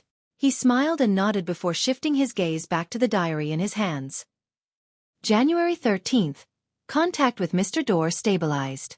The powerful Beyonder, who's lost in the darkness and trapped in the storm, didn't rush me to complete a complicated and difficult ritual so as to help him return to the real world. He seems to have understood that he has to come up with something that would move me, instead of giving me 3 intangible wishes, in order for me to consider whether I should take the hidden risks of saving him. Mr. Dorr temporarily didn't mention this matter and instead, with great interest, chatted about my tarot card creation. Heh. The word creation should be written with quotation marks. From this point, it's apparent that Mr. Dorr is able to make contact with the real world at particular times and through particular methods, and he should be able to observe a lot of details. While talking about the moon card, I thought of a matter Zeratul mentioned. He said that the life school of thought worships the moon, but not the Evernight goddess. Yes, I added the second half myself. Hence, I asked the fourth epic expert, Mr. Dorr, about this question. He chuckled and similarly didn't give a direct answer. However, compared to the furtive seer who speaks half-truths, making me want to beat him up, he's a lot more frank. He told me that if he were to choose a card from the tarot cards to represent the Evernight goddess, he wouldn't choose the moon, but the star. That makes things very interesting. I pressed, "Who is the real owner of the moon?" His reply was even more worthy of relish. He said with a laugh that the moon currently has no owner. If I didn't misunderstand him, then he means that the peak of the moon's pathway is empty. The sequence 0 is empty. That's not right. Isn't there a primordial moon? Upon seeing this, Klein suddenly had this thought. He had already anticipated that the moon card didn't represent the goddess. Whether it was the faith of the life school of thought, the attitude of the vampires, or the records in the Book of Secrets, they all vaguely pointed out that Evernight wasn't the moon. In contrast, vampire ancestor Lilith and the primordial moon resembled the sequence 0 of this pathway in more ways. According to the City of Silver's history lessons, Lilith had most likely fallen in the Dark Epoch, the second epoch. However, the primordial moon was an existence that people still believed in and sent responses to even to this day. Of course, those who prayed to her wouldn't end up well. Why did Mr. Dorr say that the moon had no owner at the moment? As seen from the Book of Secrets, the primordial moon still existed during the fourth epoch. Klein almost frowned. Soon he came up with 3 guesses. First, Mr. Dorr didn't know enough about the hidden primordial moon, but that was a very low possibility. Second, that the primordial moon was actually the disguise of another deity, not essentially occupying the position of the moon's sequence 0 pathway. Third, that she was a sequence 1 of the moon's pathway or was in disguise and had the corresponding sealed artifact. And one more possibility. It's the response from the moon pathway's uniqueness. Klein muttered silently. The most important Beyonder ingredient in the sequence 0 potion formula described by the Dark Emperor card wasn't all of the sequence 1 Beyonder characteristics, but something called uniqueness. Different pathways had different uniquenesses. A true god was unique. Other than the first guess, the other possibilities aren't small. What is the Beyonder pathway of the moon? Klein turned to the second page of the diary and was lucky enough to discover that it was connected to the previous page. I continued pressing, but Mr. Dorr refused to say more. He thinks that I'll rescue him by whetting my appetite? Dream on. I hid my curiosity and scoffed at Mr. Dorr for not being respectful enough to true gods. He casually replied to me. This is the attitude a fourth epoch noble has to the deities. This guy is too good at acting. However, I really am interested in the nobility of the fourth epoch, so I took the opportunity to ask. Mr. Dorr told me that in the Tudor dynasty, there were 5 noble families: Abraham, Antigonus, Ammon, Tamara, and Jacob. Each family was known as an angel family, and they possessed tremendously terrifying strength. Angel family. Just the name itself raises many problems. It really makes one yearn for it. Mr. Dorr said that the number of angel families in the fourth epoch exceeded the 5. There were the Zeratul and Zoroast family, which had always been loyal to the Solomon Empire. The Augustus, Sauron, Einhorn, Castilla families of the Trunsoist dynasty, and the furtive Anariel and Beria families, as well as the Demonis family which stemmed from a true goddess which was one step up from the angel families. So the last winner of the fourth epoch was the Trunsoist dynasty, but where did their royal family go? The 4 angel families, Augustus, Sauron, and the others, divided up the northern continent. Just as Mr. Dorr said the previous time, the strongest powerhouses in the fourth epoch far exceeds my imagination. However, most of them have been buried in the ashes of history. Even the Sauron family has waned, destroyed by me. In another 1 to 2 millennia, perhaps the Augustus family might no longer exist. Only the true gods appear capable of forever illuminating the real world. Although some deities perished in the fourth epoch, they should only be few in number. This makes me think of something that was previously written in a web novel which I memorized. It can be used here with some changes, Ashes await those who fail to become true gods. After the communication period ended, Mr. Dorr disconnected. He's like a prisoner who's released on parole for a fixed period of time. And he does know a lot. When he mentioned the Zeratul family, there was faint contempt in his tone. Perhaps I need to maintain my relationship with Mr. Dorr. Apart from the Church of the God of Steam, Zeratul, and that secret and ancient organization, I should leave another outlet. Unlike the saying, a wily hare has far more than 3 holes. When Emperor Roselle was struggling in the end, he was only thinking about the organization that's suspected to be the Twilight Hermit Order. He didn't mention Mr. Dorr at all. Something apparently happened in between. So the ancestor of the lone royal family, the Augustus family, was actually so rich and powerful to be an angel family. However, why did the royal family of the Trunsoist dynasty, to which they were loyal to, disappear just like that? Klein suddenly thought of a few things, and his desire to clear away the fog that shrouded the history of the Fourth Epoch and see its true appearance grew. This was also the greatest hobby of his body's original owner. Perhaps, that underground relic with 2 side-by-side seats and a terrifying evil spirit will help me answer a lot of questions. Klein lowered his gaze and flipped to the 3rd page. June 2nd, Bernadette massaged my back. It's good to have a daughter. She knows to care for her old father, and although I can see what she wants at a glance, at least she's willing to put on an act. Besides, she did a good job.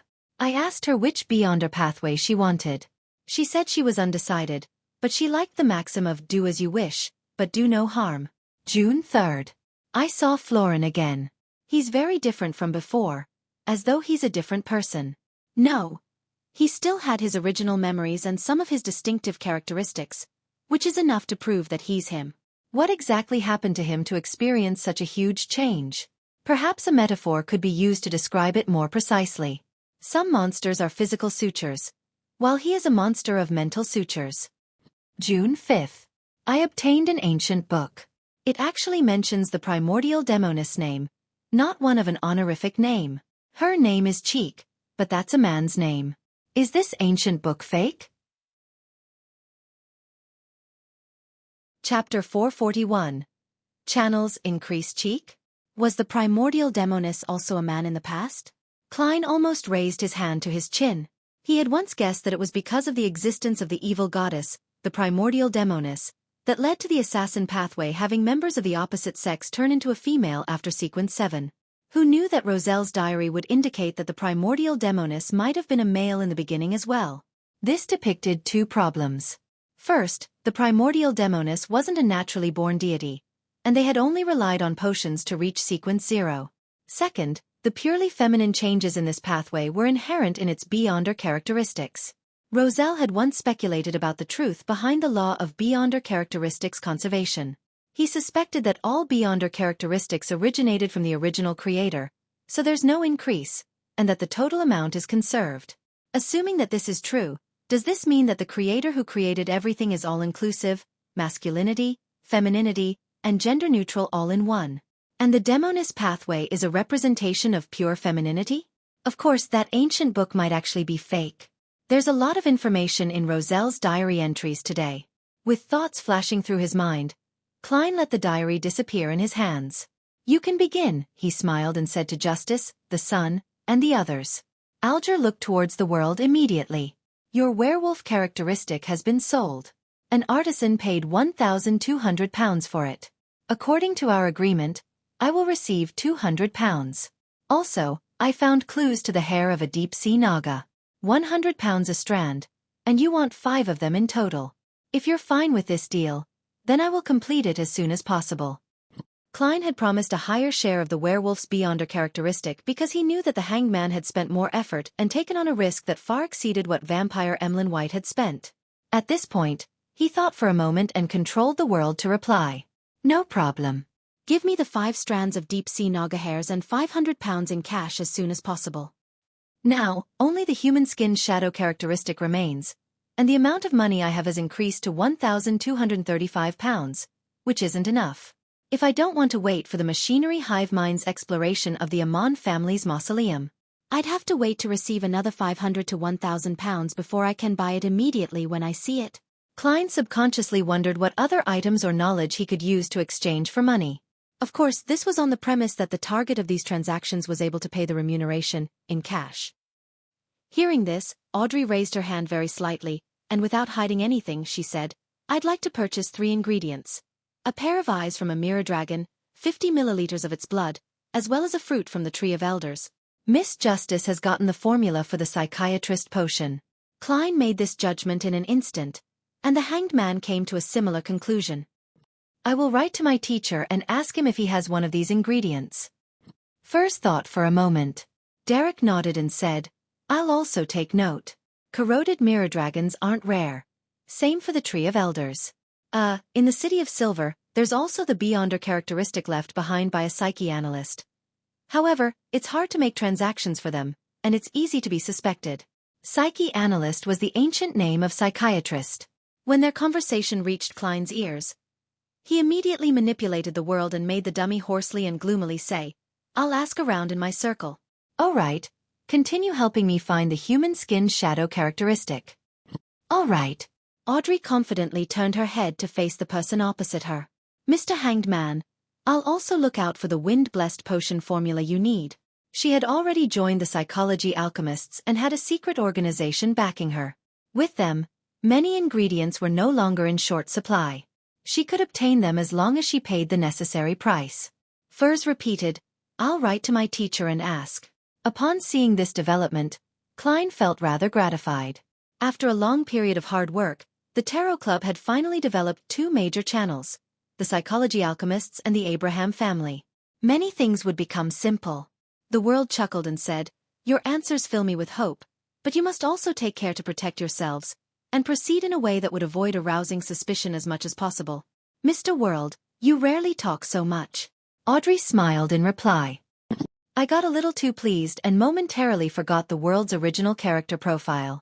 Klein immediately remedied the situation and made the world chuckle and say, "All of you have become sufficiently valuable. I hope that this kind of transaction can last for a very, very long time. That's why I'm reminding you." "Thank you." Audrey gracefully expressed her gratitude. At that moment, Derek hesitated and said, "I'll give it a try as well. I've recently completed several patrol missions, but there's nothing out of the ordinary." "Very good," Klein said to himself, making the world shut his mouth. After a brief moment of silence, Alger looked thoughtfully at Miss Justice. "I would like to know the details of the assassination of Duke Negan. What kind of reward do you need?" "Why ask me? As someone close to the Church of the Lord of Storms, shouldn't you already know the full details of this case?" Audrey was surprised for a moment, but then she understood the meaning of Mr. Hanged Man's words. He wants to ask about the organization or force that instigated the Desire Apostle, but he doesn't think it's right to ask the fool directly, thinking that it would be too sudden and invasive. So he took a roundabout way by asking me to open up the topic, gently shifting the focus to the things he wants to know. He knows that I'm a noble lady and that I should pay attention to the assassination of Duke Negan. So he's not worried that I won't answer him. Mr. Hanged Man is really experienced," Audrey said, with the corners of her mouth curling up slightly. "No, there's no need for compensation. Isn't it the purpose of our Tarot Club to freely exchange common knowledge amongst each other regarding their respective regions? Only by doing so can our Tarot Club expand at a rapid pace." She thought to herself, quite possessively, "Your words shame me." Alger was stunned for a moment before he pressed his hand to his chest and leaned forward a little. Klein, who was shrouded in the thick grey fog, inwardly laughed dryly. Audrey lightly pursed her lips, weighed her words and said, "The Desire Apostle used a unique situation to complete the assassination of Duke Negan. By using his ability to trigger intense emotions and desires, and at the cost of serious injuries, he successfully broke out of the encirclement, entering the sewers. When the Nighthawks caught up to him, he was already dead. The hero bandit Dark Emperor was present. This gentleman didn't do it to silence him, but to target the organization that entrusted the assassination contract to the Desire Apostle." "Which organization?" Just as the Hanged Man was wondering to himself in puzzlement, the fool, who was sitting at the end of the table, silently praised Miss Justice and looked at her. He then gave her a reminder in passing, "In the outside world, do not mention the name of the organization or write it down." "Why?" Audrey blurted out in astonishment. Klein leaned back in his chair and replied in a gentle voice, "Any mention of it will be known." "Any mention of it will be known."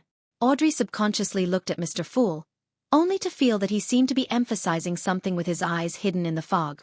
Mr. Fool is implying that if it's not in his kingdom or through talking to him, mentioning or writing down the name of the Twilight Hermit Order would allow them to sense it via some means or item. That should be what he means. What an extremely secretive and high-level organization. To a certain extent, it's even more terrifying than the Church of the Seven Deities. And Mr. Fool, our tarot club is looking for them. Audrey instantly felt like she understood a lot of things. She straightened her back and said, "As you command. Any mention of it will be known. A secret organization whose name can't even be mentioned? A powerful organization that I don't know of at all. Is this the faction behind the Desire Apostle? Mr. Fool had sent his adorer to search for them? This high-level situation in the world really is more complicated than I thought. There are even more secrets that I have no way of knowing." Alger slightly nodded his head, feeling both shocked and agitated at the same time. At this moment, he had the urge to pay Mr. Fool for the name of the organization. However, after thinking about it carefully, he felt that there was no need for that.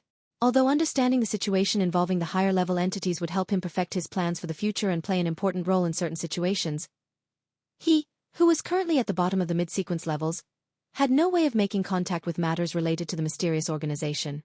What he needed the most right now was the formula and ingredients for Windblessed, so he had to save up enough wealth for them. After succeeding my advancement, I could seek an opportunity to consult Mr. Fool. Alger made a note of this.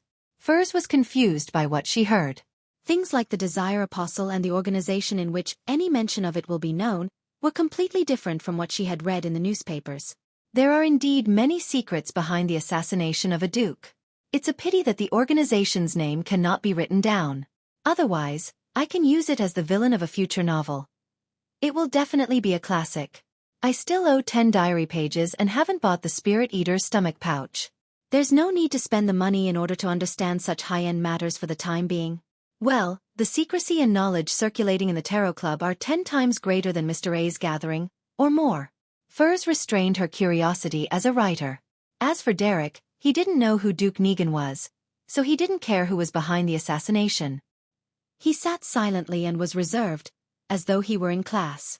When the matter regarding the Twilight Hermit Order was over, Furs looked around and probingly asked, "Lady and gentlemen, do you have a way to solve the problem of accumulating too many Beyonder characteristics of the same level?" Chapter 442. Exploration Mission. Alger looked at Furs and returned with a question. "You were forced to drink a second apprentice potion? Why did you figure it out so easily? It's as though you were there to see it." Furs uncomfortably cleared her throat and said, "Yes, let's just pretend that's what happened. What solutions do you have? What do you need me to exchange for it?"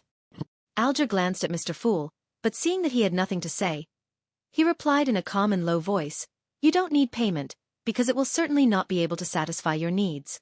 Without waiting for Miss Magician and Miss Justice to ask, he casually explained, "High-sequence Beyonders can independently decide whether or not to pass on their Beyonder characteristics to their descendants, and how much they will inherit as a result. Sequence 6 and Sequence 5 will naturally pass a part of it in an uncontrollable manner. Although the quantity isn't a lot each time and wouldn't affect the Beyonder's strength, their sequence will regress if they have enough children. Such a child is born with high spiritual perception and a certain level of incomplete Beyonder powers." Audrey suddenly came to a realization, understanding the origins of some special people. The Hanged Man nodded. "Yes, they're equivalent to half a Sequence 9, with a certain amount of characteristics. If they want to become a Beyonder, they can only choose the corresponding path. Of course, such people might not be a result of inheritance. It might be the result of them gaining the blessings of a deity or the corruption of an evil spirit. There are many factors that can cause the same degree of influence. Also, when high-sequence Beyonders have children, they might give birth to someone who's already at Sequence 5. This is one of the rare instances when one can advance without losing control. So that's how it is." Audrey sighed with satisfaction. To her, knowing more mysteries was more enjoyable than getting a nice dress or jewelry. Furs also came to a realization as she pressed. "Then what about Beyonders at Sequence 7, 8, and 9? Theoretically speaking, their Beyonder characteristics will not be passed down to their descendants, but that is not absolute. If there's an excessive amount of Beyonder characteristics, there's a chance for them to be passed down as well. That is to say, if you're pregnant with a child, There's a way to effectively reduce the remnant potion in your body. No, one might not succeed, but 3 or 4 will stand a higher chance. 3 or 4. Furs stared agape. Klein, who had learned all of this general knowledge from Roselle's diary, couldn't help but think of a joke. Miss Magician, in the future, you can say to your child that you were a free gift from drinking a potion. Although it seems that, according to Mr. Hanged Man, the burden can be reduced the moment a child is conceived. Having a child would still require almost 40 weeks of trouble. No, more than that, it's impossible to leave the child after it's born, right? After grasping the acting method, even if the process subsequently becomes more difficult, 2 months will definitely be enough time to digest it. It might not even take that long. After all, it's just a starting sequence. Furs forced a smile and said, I understand, the best way is still to rely on acting to digest it. Alger gave an affirmative answer. That's the case for sequence 7 and below. After that, digestion would easily take a year or so, 2 to 3 years, and then 5 to 6 years. When that happens, giving birth to a child would be a simpler plan. He added inwardly. There were a few seconds of silence as the 2 women digested the knowledge they had just gained. This was the first time they had known that having a child had such uses. For Derek, this was common knowledge. He adjusted his posture and said, I've been assigned another exploration mission. Where to? Alger tilted his head and asked. It's still the half-destroyed temple of the fallen creator, Derek answered without sounding too grave. It sounds like there's a certain guaranteed level of safety. Audrey didn't interrupt. The Hanged Man pondered for 2 seconds before asking, Is the Shepherd Elder still in prison? Yes. This exploration will be led by the chief. The Sun didn't hide the facts. This way, the danger level will be much lower than last time. You can give it a try. Alger couldn't help but look at Mr. Fool once more. Unable to read any thoughts from the other party's blurry eyes, he continued to speak to the Sun. This should be your last inspection before the surveillance is completely removed.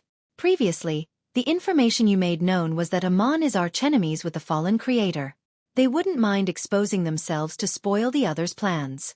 This time, by heading to the fallen creator's temple for exploration, as long as you don't reveal any abnormalities, the 6-member council will basically determine that you're no longer under Amon's influence. Mr. Hanged Man sure is experienced. It's as if he was planning the operation. Derek kept it in mind before asking, What else do I need to pay attention to? At the very end of the long bronze table, the Fool, who was quietly watching, opened his mouth. Flesh and blood ravings. Klein had only said 2 words, leaving the Tarot Club members to comprehend them on their own. This was the demeanor of a great figure. The Hanged Man pondered for a few seconds, then he said to the Son who had thanked the Fool, in particular, don't look at what you shouldn't, don't listen to what you shouldn't, don't eat what you shouldn't, and don't touch what you shouldn't. What are those that shouldn't be seen or heard? Derek asked, puzzled. The Hanged Man said with a deepened voice, After entering the temple, everything is included. Then how should I explore? Derek asked in surprise. The Hanged Man chuckled. Aren't there other members? Isn't there a chief? It really is Mr. Hanged Man's style. Audrey subconsciously wanted to cover her face with her hands, but the education and habits ingrained in her had told her that such actions weren't graceful, so she forcefully changed the way she moved, stroking her drooping hair and pushing it behind her ears. The Son felt that such a method was quite unacceptable. Upon noticing his reaction, Alger secretly cursed before saying, What I mean is to listen to your chief's instructions. Only do what he allows you to do. At any other times, do not take matters into your own hands. I understand. Thank you, Mr. Hanged Man. The Son instantly relaxed. Phew. Alger exhaled and turned to the woman opposite him. Miss Justice, I wish to know the political changes in Backland after Duke Negan's passing. Audrey recalled the information she had heard, both directly and indirectly in recent times. Duke Negan's death has divided the House of Lords. Although his eldest son is about to inherit the nobility title and become a member of the House of Lords, his prestige isn't enough to calm the dispute.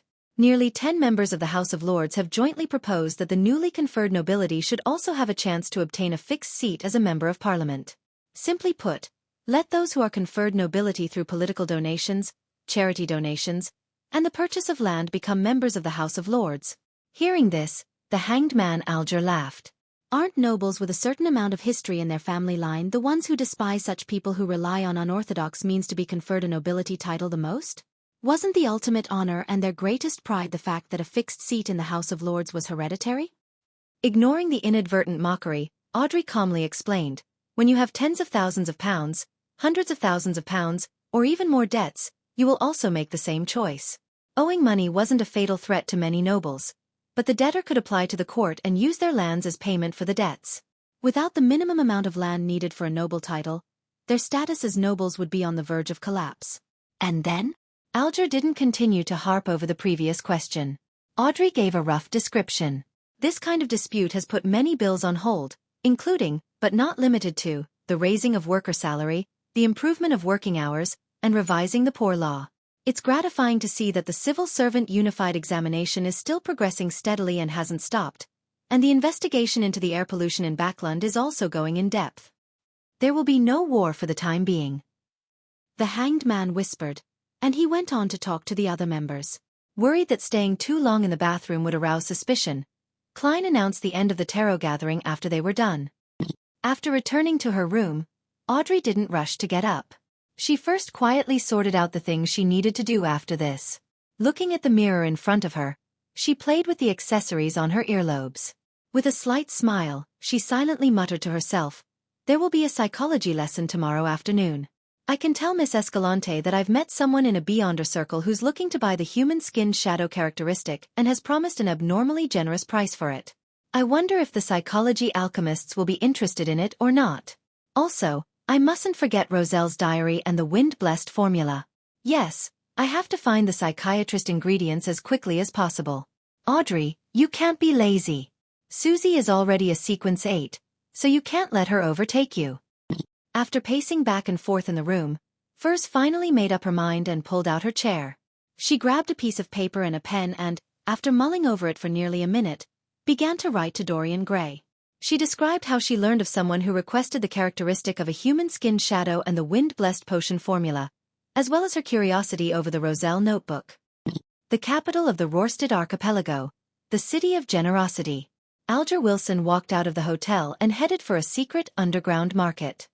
His target was the hair of a deep-sea naga. He had no intention of missing a human-skinned shadow if someone had it. "I'm short on money." Klein sat in the living room and sighed again. He still needed quite a bit of cash to ensure that he could purchase the items directly when he received clues regarding the human-skinned shadow's characteristics. Klein thought for a long time, wondering if he should find other channels to sell the Beyonder characteristic left by the interrogator and stop waiting for Miss Zio to save up her money. After an unknown period of time, the sound of the doorbell rang, breaking the afternoon silence. Chapter 443. A one-man performance. The visitor was a man in a dark green postman uniform. He smiled at Klein in a fawning manner. "Are you Mr. Sherlock Moriarty?" he asked. "Yes." Klein could vaguely guess the purpose of the other person's visit. The visitor raised his right hand and handed over a palm-sized item that was wrapped in layers of black gauze. "Please sign and accept your package." Klein deliberately revealed his doubts. "Shouldn't you give me a slip and let me go to the corresponding post office for collection?" The Lone Kingdom's postal system was a perfect replica of the Intis system, and even the flaws were copied quite significantly. Anything that couldn't be stuffed directly into the mailbox, no matter what it was, would only be given a collection slip by the postman, making the recipient go through the hassle of collecting it himself. "Haha, because it's rather precious, so I have to personally deliver it to you," the postman said after a momentary shock. "It seems you're not professional enough to be a real postman." Without further questions, Klein accepted the package, pen, and slip before signing them. He closed the door and returned to the living room. He didn't rush to open the package, but he took out a gold coin and threw it into the air. "Pah!" Klein caught the gold coin and looked down to see if it was heads or tails. A number faced up, indicating a negative response. "There's no latent danger." Klein nodded slightly and put away the gold coin. He touched the paper figurine in his pocket and carefully opened the package. After one layer after another of black gauze was removed, the objects inside clearly presented themselves to him. They were a pale gold-colored, elegantly patterned pocket watch, a handkerchief stained with dark red blood, 7 or 8 brown short curly hair tied together, and a stack of notes. Talam's belongings, his hair, his blood, and his daily records, are all present. Prince Edisac sure is a very efficient man. It's not even night time. Klein looked at the items on the coffee table and suddenly felt that there were many people staring at him at that very moment. An ancient angel family with a heritage of more than 2,000 years would definitely have an unimaginable background. Being involved with the royal family's internal strife makes it possible for me to be pulverized at any moment and anywhere. Maybe I'm already being monitored now. I have to appear mediocre and useless enough to ensure my safety. Klein had already decided what to do, so he took his time checking the pocket watch, handkerchief, and hair.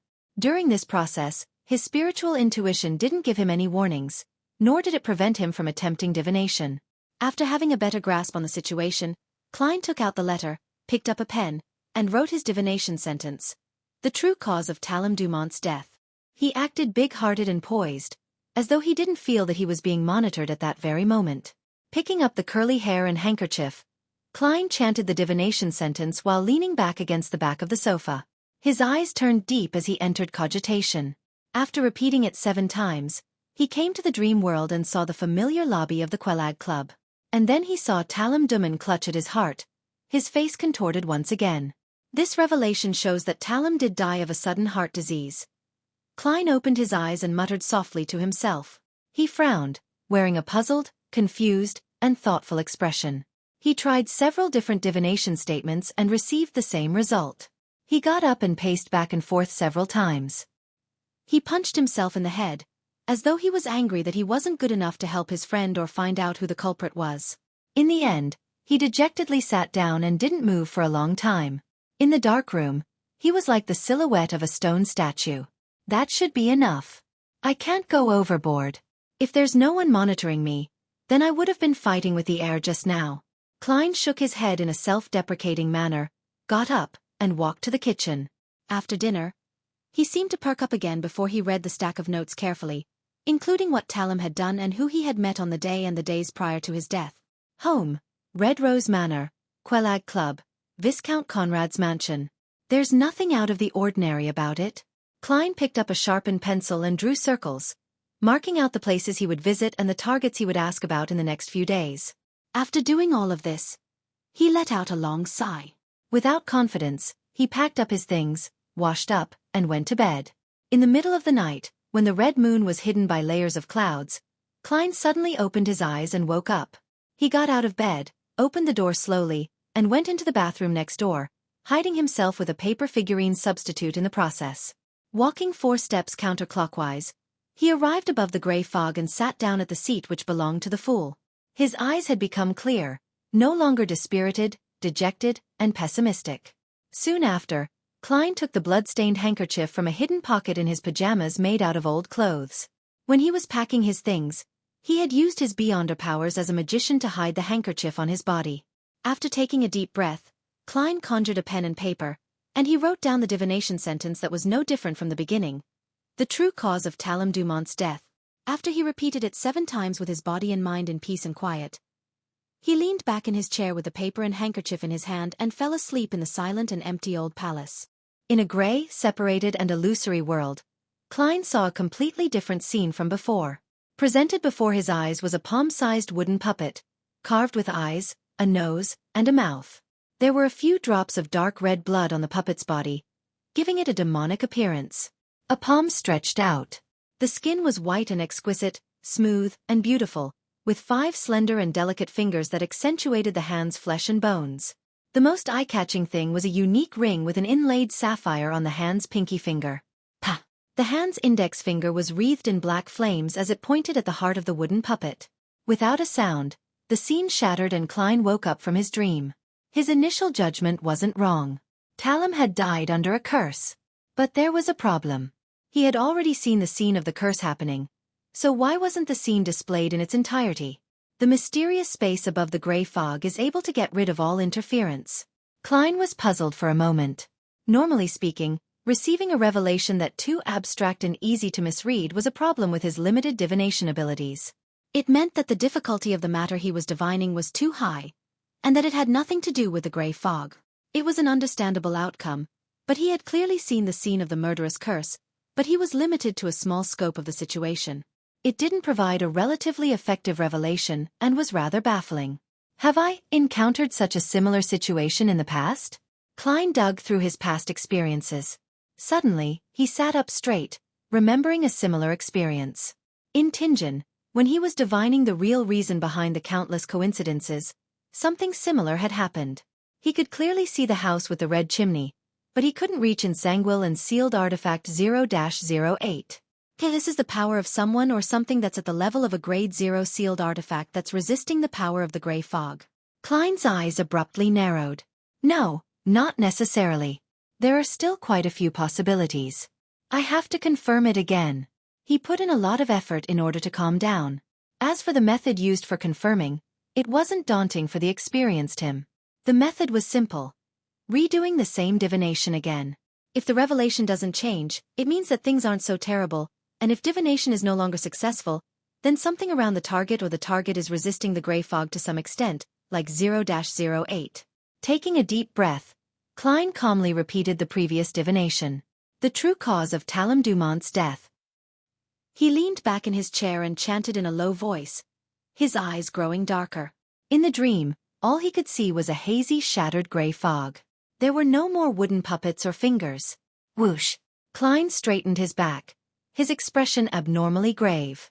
What did Talum get himself involved in? He frowned as he muttered to himself. There's no question as to what I should do next.